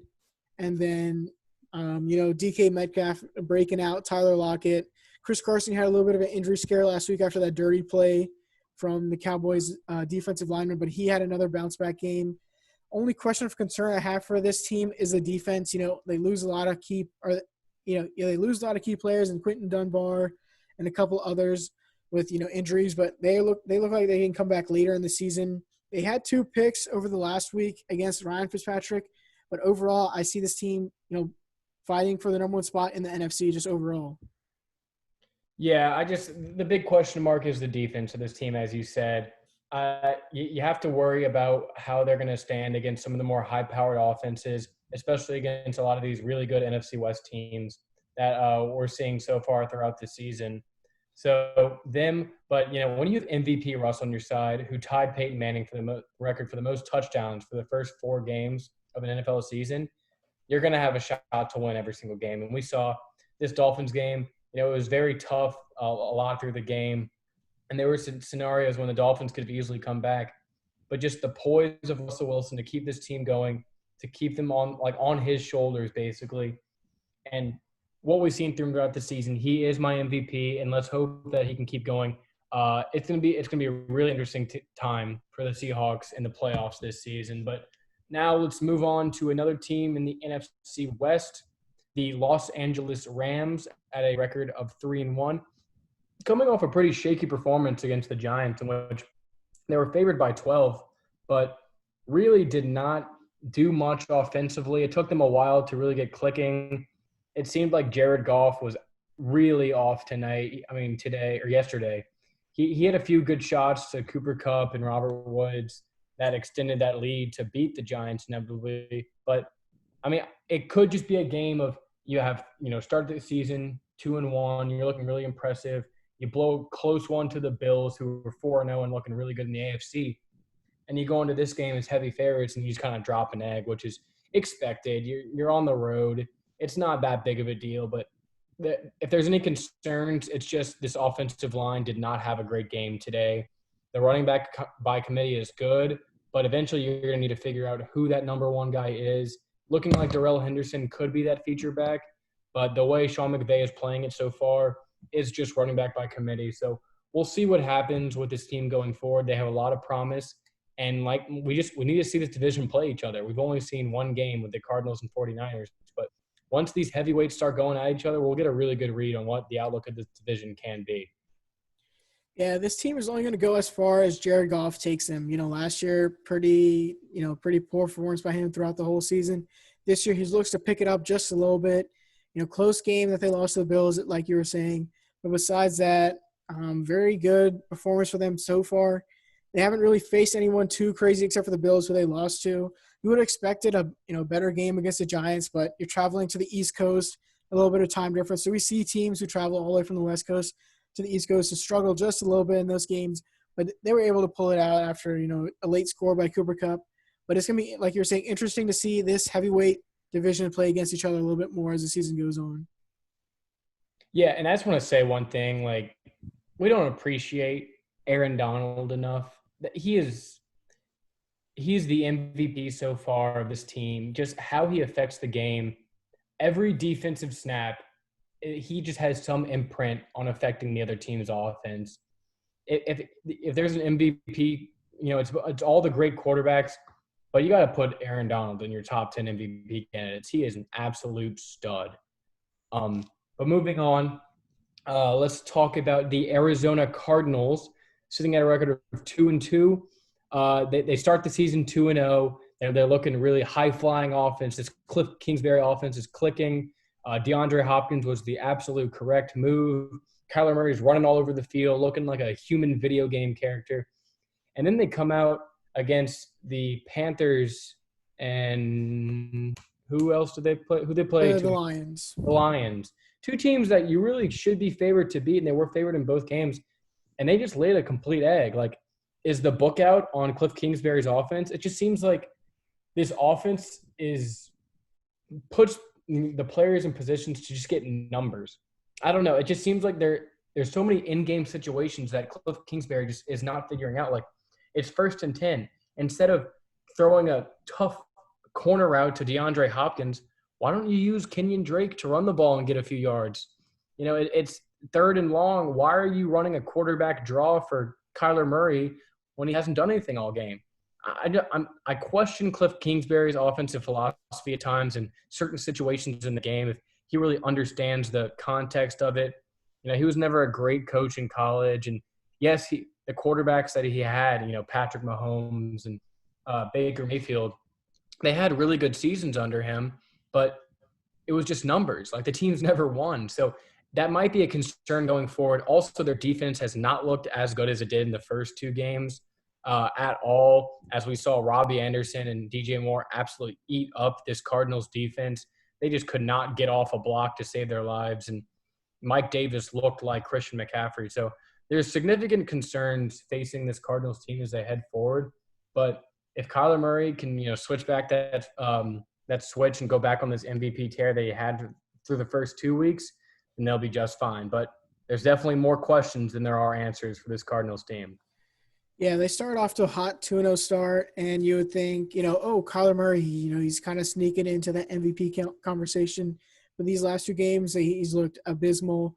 And, Kenyon Drake, they paid him – they gave him a big contract over the offseason, and you think they target him a little bit more, but he's only had 5 targets. Chase Edmonds has been taking over most of that role as a receiving back. So you would think, I think Cliff Kingsbury, he's trying to get a little bit too cute with it, oh, I'm going to try this instead of just simple halfback dive, I'm going to try something a little bit more crazy on first down. So, just stick to a normal game plan. You don't need to do anything too crazy, Cliff, against, these mediocre teams and the Lions and the Panthers. Just stick to a normal game plan. You don't need to show out or anything. You're not losing by much. Or you are losing by much after you try to do too much with it.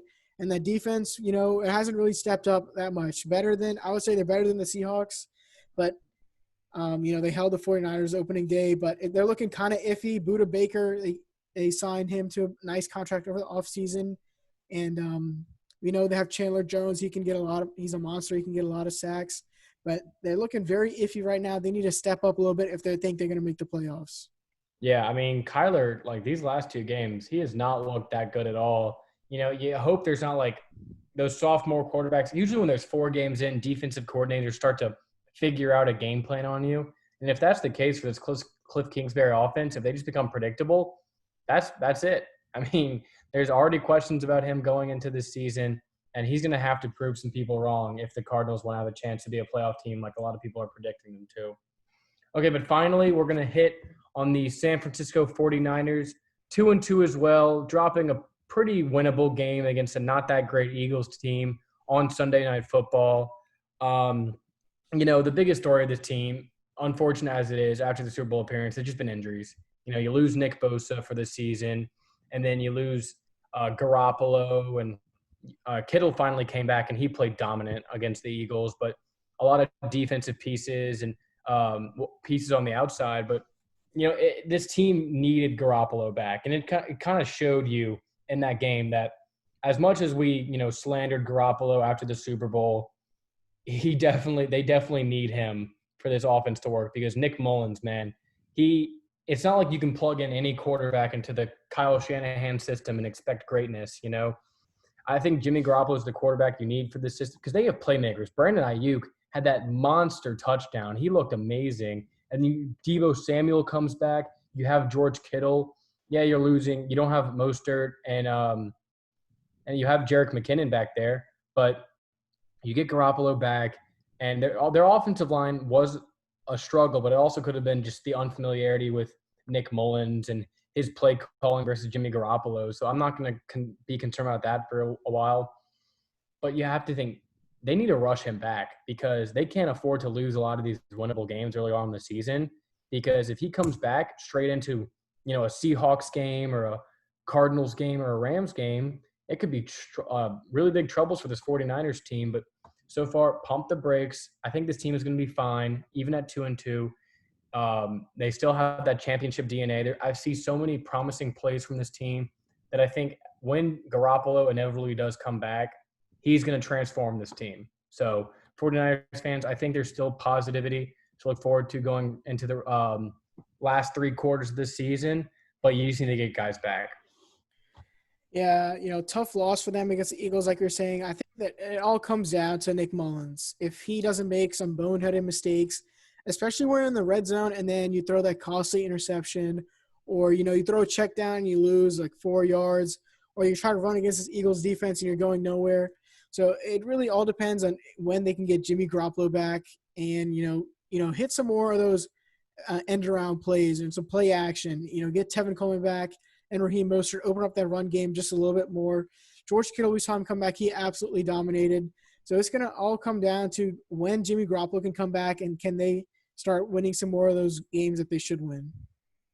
Yeah, absolutely. So looking at this NFC West division, man, it's going to be a gauntlet going forward. Like I said earlier, the only game, interdivisional game that's been played were Cardinals 49ers, and the Cardinals won that game. But looking forward, it's going to be really hard to predict the winner. As it looks now, I'm going with the Seahawks. 4-0. MVP Russ is looking like he's just going to take over this league this season and have, let Russ cook is going to be the theme for this season. So great outlook for them. But you got to think there's going to be at least definitely 2 playoff teams, but maybe a third. I'm going to go Seahawks win the division, but the Rams and the 49ers will also make the playoffs. Yeah, I have to agree with you. NFC East, only one team coming out. NFC North, only one coming out. South, I have the Saints and the Buccaneers. So out of the West, I have the Seahawks winning the division. And then I have the 49ers ahead of the Rams. So 40 is going to be Seahawks, 49ers, and then Rams as the final wild card team. Okay, so that's going to conclude the NFC AFC recap through 4 weeks of the NFL season. A little It bit was of a longer episode. But yeah, a bit of a longer episode going through the first 4 weeks. We'll condense this down for whenever we go through the whenever we go through the 8-game mark, whenever we have this episode, because we'll know a lot more about these teams going into there. But definitely a lot of content coming your way. One final thing. I know we're both excited to get out of here, but we have the Thursday night game, which we are into our predictions on. I have it pulled up right here. We have the Tampa Bay Buccaneers, the 3-1 Tampa Bay Buccaneers traveling on the road to face the 3-1 Chicago Bears. Tampa is favored by 5.5 points. Laraib, you got this. Yeah, so I think the Tampa Bay Buccaneers are going to win this game pretty easily. Even if the Bears have Mitchell Trubisky or Nick Foles starting at the quarterback, neither of them have done anything to prove to me that, I can go out and I can beat this Buccaneers defense. Underrated secondary in the Buccaneers. The Buccaneers have an underrated secondary, and then that front seven, we know what they're all about. Tom Brady, he might struggle just a little bit against his Bears defense. We know Khalil Mack and then Kyle Fuller at cornerback and Danny Trevathan and young Roquan Smith at middle linebacker. So Tom Brady might have his hands full just a little bit, but nothing that he can't handle. And, especially against the Bears, who aren't going to score too many points, I think it was going to be an easy win for the Buccaneers. Yeah, I have to agree with you on this one. What I saw from the Bears offense really troubled me against the Colts. I thought they'd have a much better performance. Granted, the Colts defense is good, but now you're facing a Tampa defense, which is almost as good as that Colts defense. So it does not get easier this week. A short week, you got to figure things out. Nick Foles will be the starter in this one. But the fact that there's even a question there, it shows indecision on the offense. Like I said earlier, losing Tariq Cohen is a big deal for this offense and how flexible they can be with trick plays and just a lot of flexibility they have on offense in general. So I like Tampa in this one. I just think what I've seen from Tampa's offense so far this season, it looks like they really clicked in that last Chargers game. Keyshawn Vaughn, Scotty Miller, all these guys getting targets from Tom Brady in the game. He knows how to spread the ball around.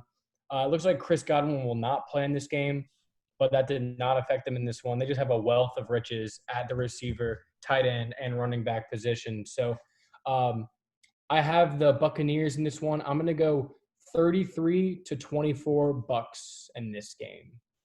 I'm going to predict just a little bit of a lower scoring game, excuse me. I'm going to go 27 Bucks to 13 Bears. All right. Hey, when's the last time we saw Nick Foles and Tom Brady face off in an NFL game?